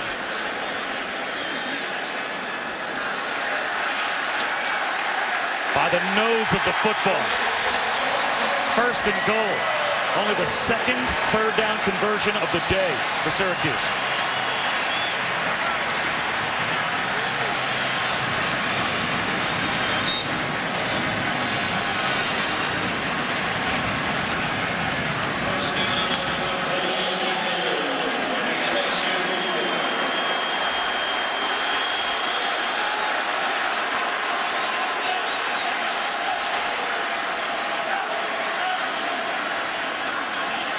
A back pylon throw.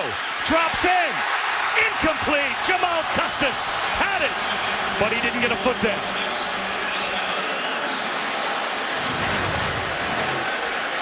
Pretty close. I like that anticipation, and you're throwing it right to that back pylon, but a really nice job here of Jefferson to push him out of bounds right there.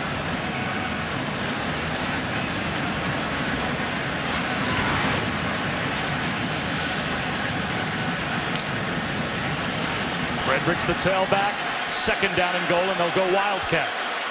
Wide left is the quarterback, Zach Mahoney. Fredericks will run it straight ahead. The pile moves. Down to about the 2-yard line, where it will be 3rd down and goal. Devon Gottschall was in the middle of a stout interior for LSU to help make the stop.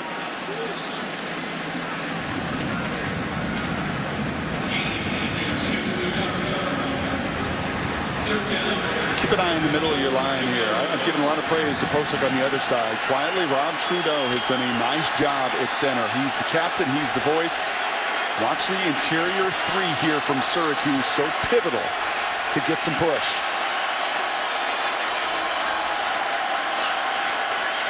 Play action. A bullet throw into the end zone. This one is good for the touchdown.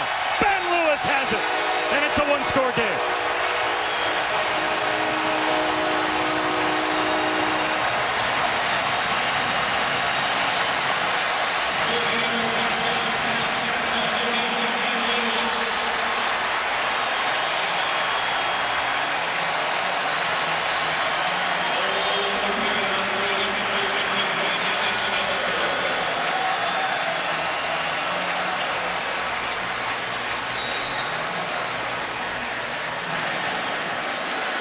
Think Mahoney's having the time of his life?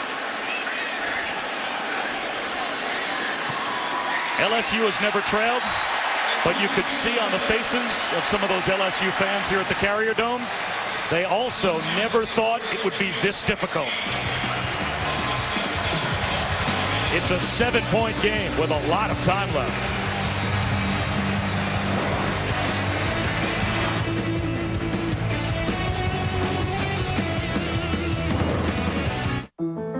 Players, cheerleaders, early seed claimers, the road CLA in Arizona tonight at 8 on ABC and streaming live on Watch ESPN.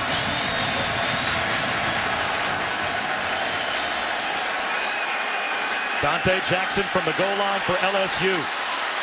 He's got speed and almost found a crease.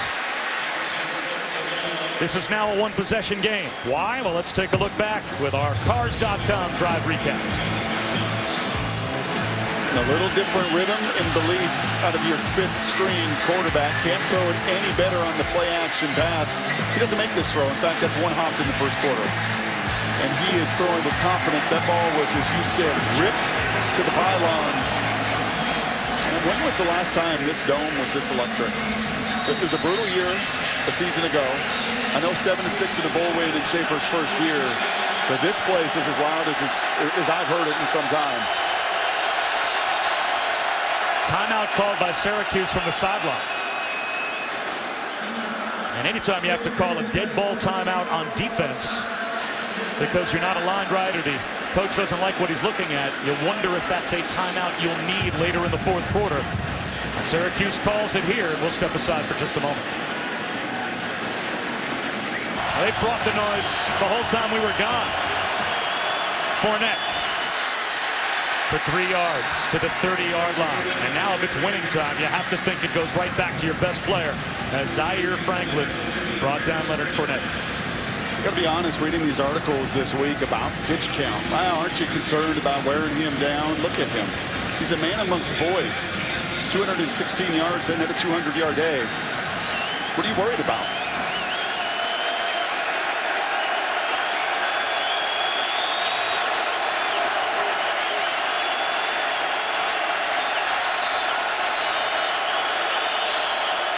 Fournette again. Close to a first down. It looks like he may have it. Brought down right at the 37-yard line. That's where he needed to get to. In the NFL, you want to worry about 400 carries or 350 carries and what it does to the back that following year. DeMarco Murray comes to mind, leaving Dallas and going to Philly. I'm sorry, this kid is in the prime of his career. He's 20 years old. He's a freak. I mean, he's just different than the rest. And you worry about him, as I said earlier, and you make sure you take care of him during that work week. You make sure there's no padded practice. He's not getting hit throughout the week. You do everything you can so he can get you go into the game thinking he's going to get us 25 to 30 carries. And normally those 25 to 30 carries for most teams would translate, you're hoping if you have a really good running back, to 100, maybe 115 yards, somewhere in that range. With him, if he gets 30 carries, he'll put 250 up. Have you seen him take a blow? Have you seen him get hit hard? The only time he has even needed a rest, it seems, is when he went 89 yards for a touchdown that got called back because of a penalty, and he needed to head to the sideline. That actually gave Syracuse a chance to get a stop defensively. You have to hit a play pass at some point eventually. There he is again. Fournette turned backwards, keeps the play alive. Now he's gang tackled. There's the camera crew for the Syracuse defense. It's a loss of 7.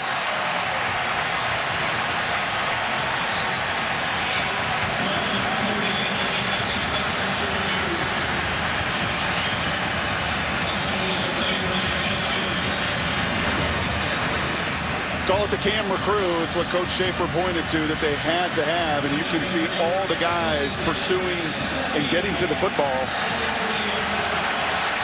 It's the only way to bring him down. Now he's on the sideline for 2nd and 17.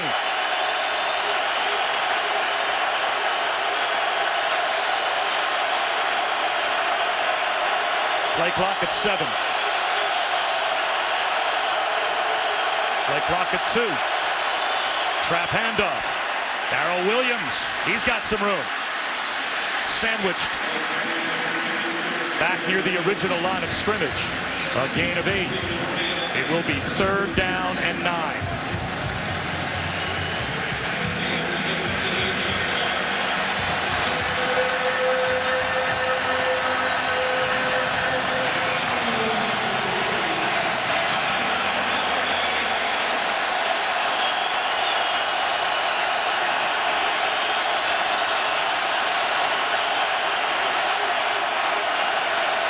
Five-man rush.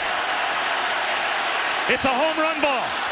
Underthrown and still caught with a flag down. What an adjustment by Traven Durrell. And what a huge play for the LSU offense.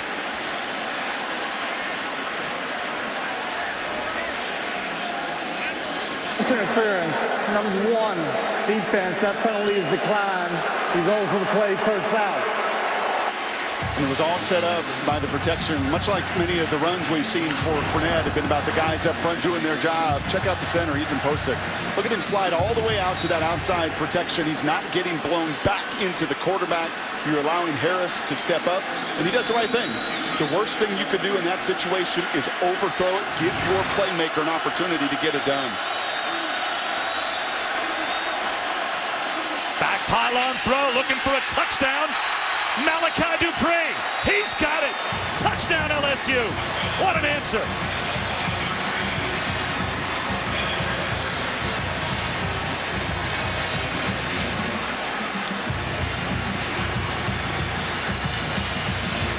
It was hard to tell if Leonard Fournette just needed a rest or if he might be injured. That last shot looked as if he might be injured. But the pass game picks up Leonard Fournette in the run game. And Malachi Dupree with his first touchdown catch of the season. makes it a 14-point lead once again.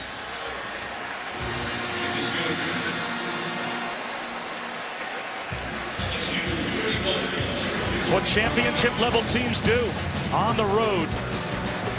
And well, by all accounts, there's one area of vulnerability there when you're getting driven into the pile, and the fact that trainers are not around him, he's not left the field, I think he is going to be just fine. Couple of yards deep, Dante Strickland brings it out. Doesn't even make it to the 20-yard line. Let's head back to Adnan. All right, Bob, just want to update you what happened with regards to Duke and Georgia Tech. Now, Georgia Tech was actually within 6 points, but they fumbled the ball, and then Shaq Powell says, that's enough of that. Third rushing touchdown of the day. Blue Devils up by 14 over on ESPN2. Just a friendly reminder, Mason Rudolph and Oklahoma State taking on Texas. That is coming up just over 20 minutes from now right here on ESPN. Bob, Brock, back to you guys. Adnan, thank you. A 2-score lead once again for LSU. Syracuse has shown more offensive ability in the second half than we ever anticipated we might see. Still a lot of time on the clock. And now they'll go empty. Mahoney checks it down to Ben Lewis. And Brock, how much can they reasonably expect to be able to put on the board in the last 9 minutes offensively? Well, they're going to have to earn it over a long possession in a number of pass plays just like that. LSU, I don't think, is going to put their young corners, their freshmen, out on an island an awful lot. I think you're going to see more zone coverage. And A, to chew up the clock, and B, ask Mahoney to be precise, not for one play, not one home run shot or one pass interference call, but put 7, 8, 9 completions together and keep everything in front of them.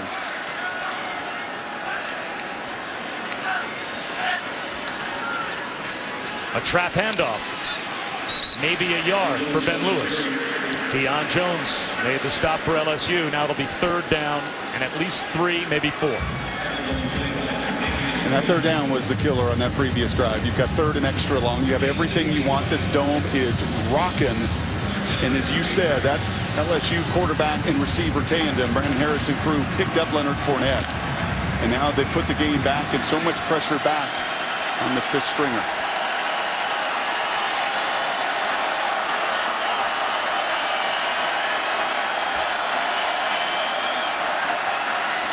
Tipped ball. On the dive, it looks like it's an interception. Arden Key deflected it on the rush, and Deion Jones got the pick.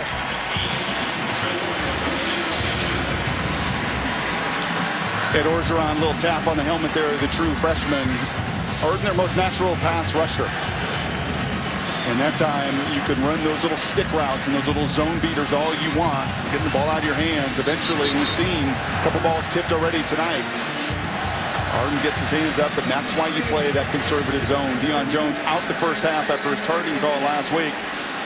But his eyes back to the line of scrimmage, and you would think, if you're LSU, a chance to, in the final 7:44, finally put this game in a place to make your 8,000 or so that traveled from Baton Rouge happy. Well, the only hope you think for Syracuse is our official review now. Ruled an interception on the field, so there has to be indisputable video evidence to overturn the call.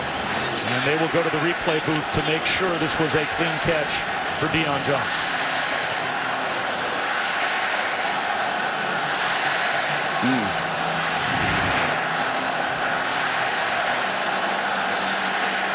That didn't take long. After reviewing the ruling on the field stands, interception, 1st down LSU. Well, that's the way replay's supposed to work. Get a couple of quick looks at it. The replay booth makes a timely decision. What are you referring to? We've had a couple that have taken a little longer than that, let's put it that way. So, and taking a look at very quickly a couple of replays ourselves, It's hard to argue. That's right. That the right decision wasn't made.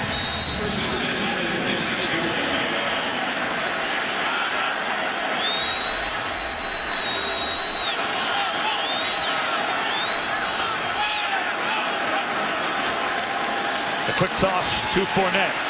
Reverses field. Lost a couple of yards in the end. Well, later on tonight, after USC Arizona State, you can keep it locked into SportsCenter at night. Catch all the day's college football highlights plus all the action from the baseball pennant races as well. Sports Center at night, kicking off as soon as the game ends between USC and Arizona State tonight on ESPN and streaming live on Watch ESPN.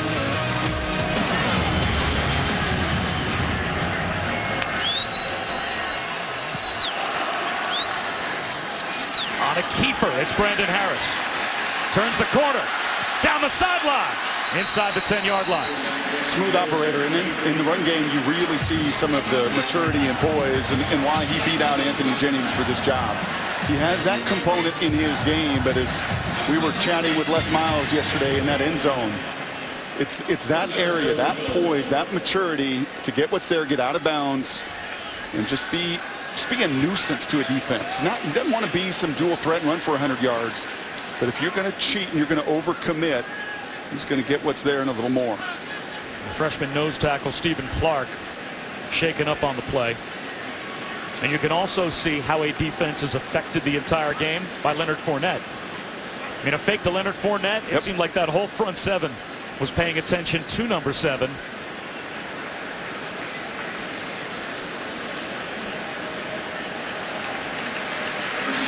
And while we have a moment, let's check in again with Adnan.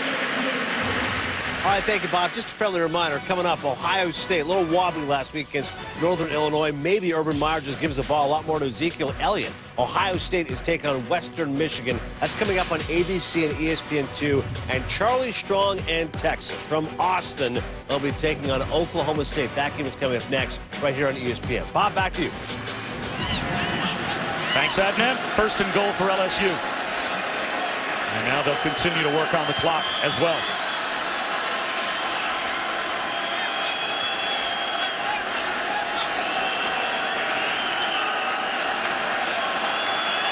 That'll be a false start.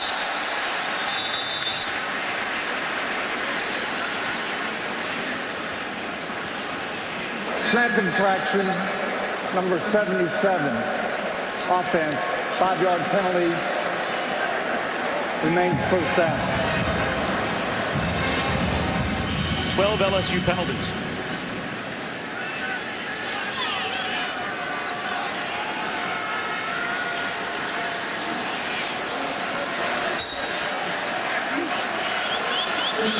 They struggled with penalties through the first 2 weeks, and they've added 40 yards to their average today.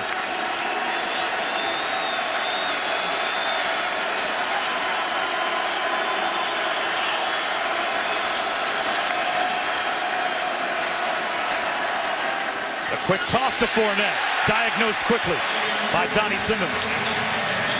That's maybe the first time that first contact has knocked him sideways or backwards all evening.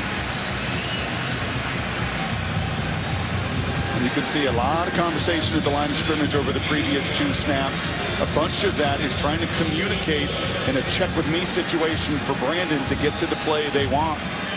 First time you sat there an awfully long time. I think that offensive line getting jumpy, and that time give the senior Simmons some credit for seeing the option come right his way.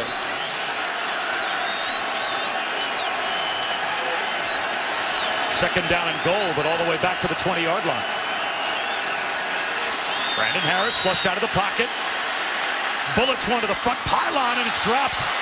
Coming back to help out his quarterback was John Diarse, but it went right through his hands. Now it's third down and goal, and Brock, I would think, just strategically, a field goal for LSU here is every bit as good. Looks like, barring really a meltdown here, they're going to do that today. Especially on the road, you've got to overcome a lot of penalties. You'd love to see the passing game come to life when it had to, when this was a 7-point game. And some inexperience it's going to grow over the next month of this season defensively.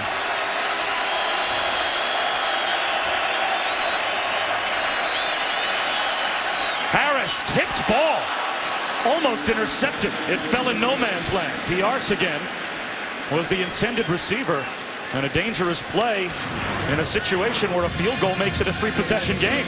Yeah, that's one of those fastballs that you just can't have in that situation. A little bit of touch. Learning to use the off speed every once in a while is okay. Brandon's got such a gun, but that could have been catastrophic, tipped, intercepted the other way. Trent Domang made his only field goal attempt in this game from 21 yards away, but it was a low liner. This one from 37. And that is the way it's supposed to look, right down the middle. So LSU now doubling up Syracuse with a little over 5 minutes to play. Just 10:30, number 19 USC looking to get back on track. They're on the road, a conference test with Arizona State Saturday night on ESPN and streaming live on Watch ESPN. They're going to play that game? I thought Cliff Kingsbury thought that A&M game was already decided. No? I would say Cliff Kingsbury, his team got their licks in on the field last week, and then he got a couple of solid licks in on Brett Bielema after the game was over. I don't know if I'd play that card, but I guess he's learning from maybe his predecessor there, the Mad Pirate out of Lubbock, that was willing to take maybe a few more shots and risks. Esteem from the one. To the 25-yard line before he's brought down, and we go back to Adnan once again. All right, Bob. Purdue's lost to a MAC school 2 years in a row. They're facing Bowling Green with just 12 seconds left. Look at Travis Green, the 12-yard touchdown. Bowling Green wins it 35-28. What a fun, valiant last rush that was for them. Up next on ABC and ESPN2, Frank Beamer and Virginia Tech taking on the Pirates of East Carolina. Great college football continues. Bob. All right, Adnan, thanks very much. Well, Bowling Green pulls off what has to be at least considered a mild upset. And Syracuse fought valiantly for a long time this afternoon against LSU.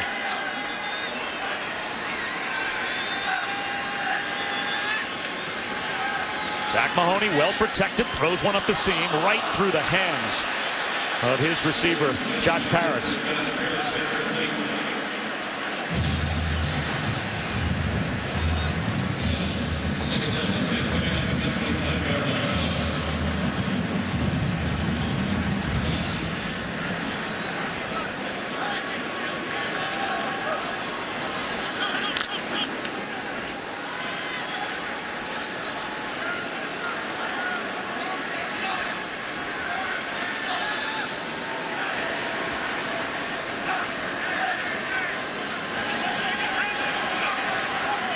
That throw came out sideways as well. It'll be 3rd down and 10. Devontae McFarland, the intended receiver. So it looks like LSU, Brock, will make it 50 consecutive wins in the regular season against non-conference opponents, and they will just add to their FBS record. And there are plenty of games in there that are not cupcakes. They've got 13 wins in this streak against top 25 teams. Now, Nick Saban accounted for the first 10 wins of the streak, and the next 40 will be Les Miles. Yeah, and Nick Saban actually Alabama #2 right now as far as second on that list of current long active streaks in 30 games. Pretty remarkable consistency there for Les and crew. Good throw to the sideline. Lewis makes the catch. Well, for LSU, looking forward, you talked about this, the gauntlet that they will have to run towards the end of their season. 3 years ago, they were 6-2 in the SEC. 2 years ago, 5-3. Last year, 4-4. This year, they start off 2-0 by winning their first 2 games. And obviously, the next big test that you really circle is Alabama. And they've got to be a little bit better on the road. Last year on the road, there were some struggles to see a Tide fan in the house. And going to South Carolina is, you know, there's no kidding me. I think you learned that today in a one-possession game midway through the 4th quarter. They've got to turn that intensity up just a little bit when they leave the Bayou, because down there, there's no challenge, and I don't think there's any issue, and more than likely we'll run the table. But it's going to be those road games, and they've got to be better than they were today at South Carolina. And then ultimately, when that does turn, that calendar turns to November, and Les knows this, at Alabama, at Ole Miss, got to play much, much better than they did this afternoon. Well, they've lost their last 4 to Alabama, so that's where sometimes those conference championship, national championship hopes have been derailed.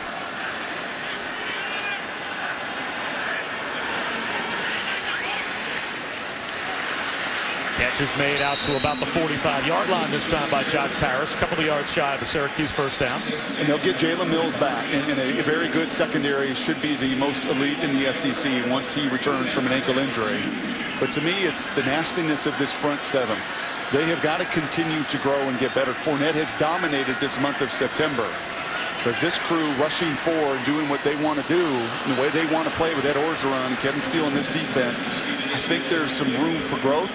to just be nastier at the line of scrimmage defensively. And when Fournette went out and they needed some pass plays on that last touchdown drive, the growth for Brandon Harris, can a quarterback take a big step forward just by making 2 throws in crunch time on the road? No, but you know what else he is doing, which just kind of remains silent and quiet? He's not turning the ball over. They're taking care of you. You play defense, you run the ball. You want to continue to add to that by really being so guarded and careful in your own possession, and he's done a wonderful job of that. 4th down and 2, and the keeper for Mahoney. And he's got a 1st down and more. So a 4th down conversion for Syracuse. Oklahoma State, Texas. That game is getting underway. If you're looking for that game, it is on ESPN 3. And as soon as we are done here at the Carrier Dome, we will take you to that matchup in the Big 12. That's like just a little indicative of what I was saying. Just get off blocks. You're used to seeing these LSU defenses that have been so good there between the tackles out on the edge, which is difference makers that win at the point of attack. Mahoney to the sideline. Ishmael makes the catch.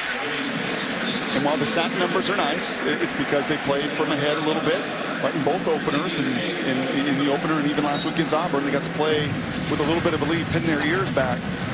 When you play a little bit more balanced teams, experienced teams, and you play with the style they want to, with some of that speed and simplicity defensively, the Locatures, the Godchaws, now the true freshman Key, Neal, you'd like to see them shed blocks, make even more negative plays. There's Ishmael again.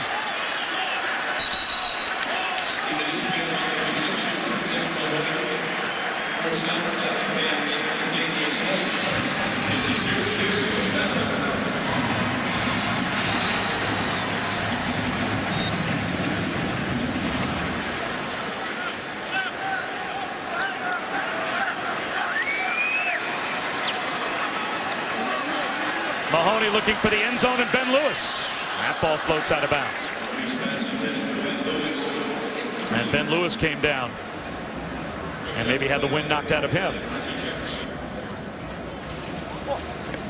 And on the other side, if you're Scott Schaefer today, he was realistic yesterday.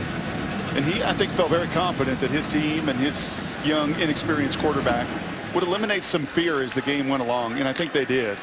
And he's got to be quite pleased at the effort and the want-to of his team. He's going to point to a couple specific plays.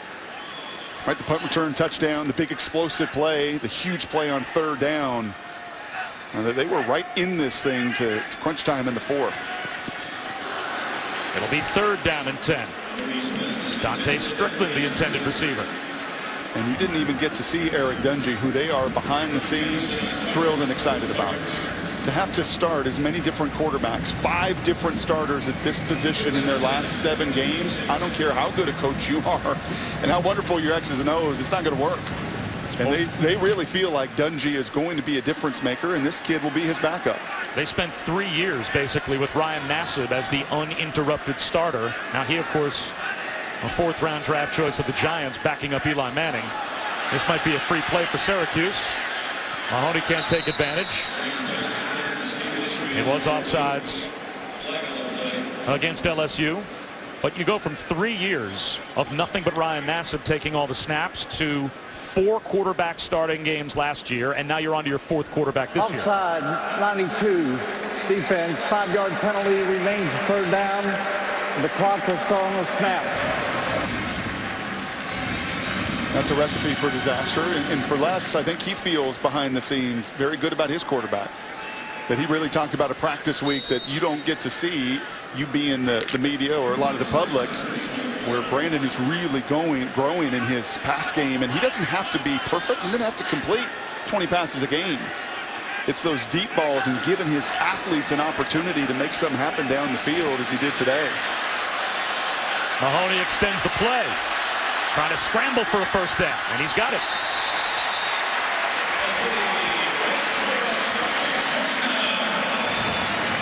First and 10 at the 11. All right, just a friendly reminder right now, if you're looking for Oklahoma State and Texas, that'll be starting on ESPN 3. But at the conclusion of the LSU-Syracuse game you're currently watching on ESPN, we'll go out to Austin and bring you the Cowboys and the Longhorns. Back to Syracuse.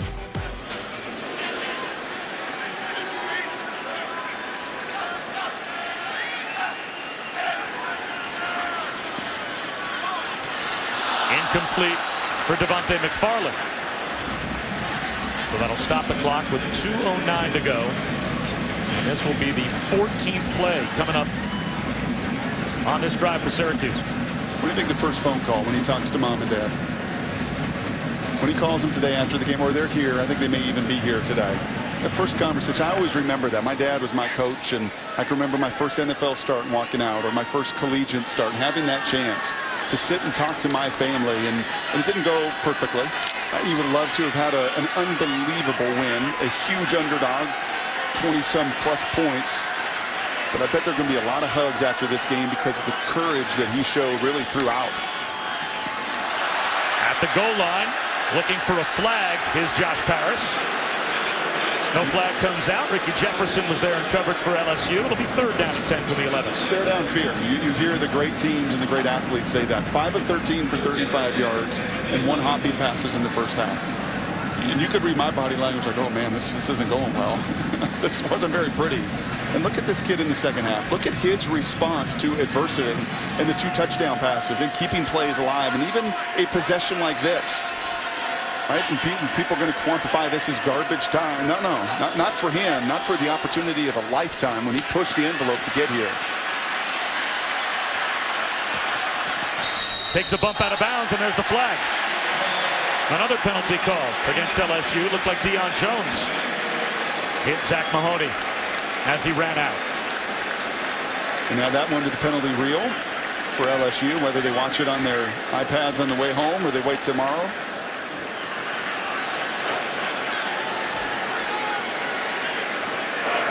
After the play, personal foul, laid it out of bounds. Number 45 defense, half the distance to the goal, automatic first down. You see some of the speed there from Deion, the fastest linebacker. And it's a little nudge. I think it's just a matter of where it is on the field. Don't give me that face. You protect the quarterback spot. That is definitely a fragile quarterback talking. As Mahoney lines up at the 5-yard line. 1st and goal. He throws it out, and that works perfectly. It's a touchdown to Dante Strickland.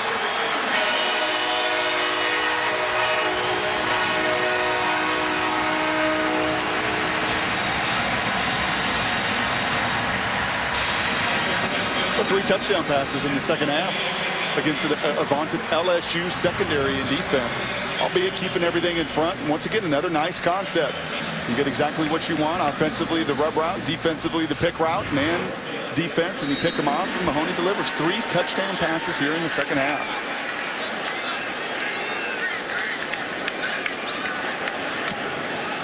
I'm not sure Syracuse began that drive as they huddled up, as they at times took their time, thinking that it was anything more than an educational drive for Zach Mahoney. But now you're down 10 with 1:53 to go and 2 timeouts. Yep. You have to think you're going to line up for an onside kick.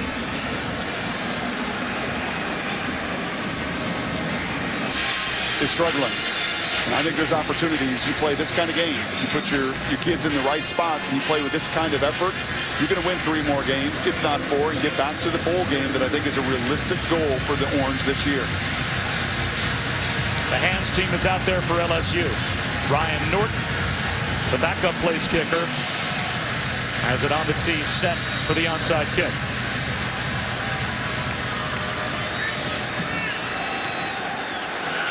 They get the hop they're looking for, but what a job of climbing the ladder to haul it in by DJ Chark.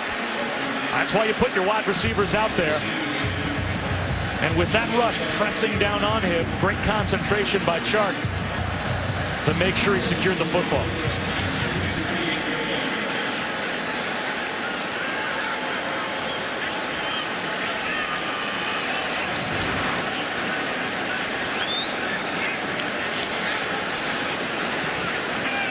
Made this point earlier about that timeout, that one extra timeout that you burned defensively. You didn't have your personnel out on the field.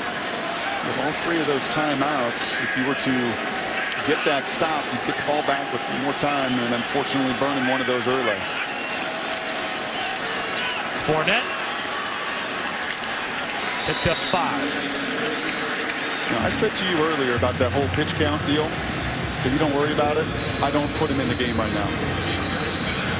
This game is 99.99999 over. Timeout. Syracuse, that is their second charge timeout. This will be a 30-second timeout.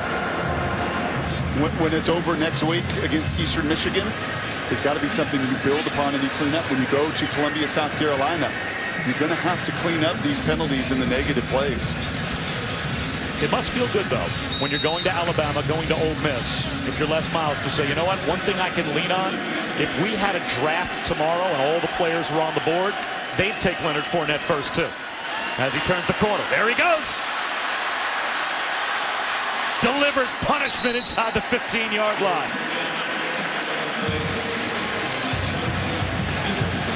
Are you with me here? Are you continuing to give Fournette these touches and these carries now at this juncture? Well, you talked earlier about if you manage him from Sunday to Friday appropriately, then maybe there really doesn't need to be any kind of a pitch count, as he's approaching 250 yards rushing, up to 244 with 2 touchdowns. Yeah, but the game is decided. Yes. So you play to win, and you do whatever it takes, whatever you have to do with your number of carries. But here you go. Game's decided, take a knee. Now it's victory formation. And he'll be atop the Heisman hype and conversation again, as he should be. So LSU struggled with field position, special teams, penalties throughout the game. But when you're a top 10 team, you go on the road. Maybe when you're not at your best, you find a way. Yep. And that's just what Les Miles' team did today. It was a valiant effort from Scott Schaefer's group here at Syracuse. But LSU did exactly what they needed to do when they needed to do it. That's right. And if you're Scott, you're going to tip your cap and you're going to say, Fournette, you're a man amongst boys. We'll go pat you on the rear end and say you are a beast and a freak and one of the best in college football. And then you're going to tell your guys, look at this. Here's the reality, man. Here was a third down play. Here was a punt return. Here was a play where you have a sack in the first half. You just limit those explosive plays. It may have been an even better ball game even later today at home.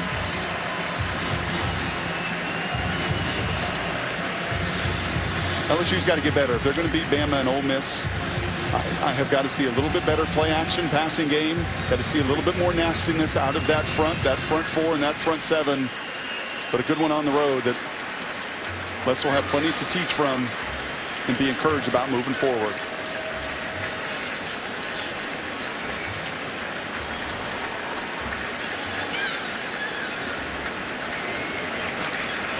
So this will do it here at the Carrier Dome. 34-24, the final. LSU outlasts Syracuse. It's time now to send it to Oklahoma State and Texas. Played last week for Texas with a shoulder injury against Cal.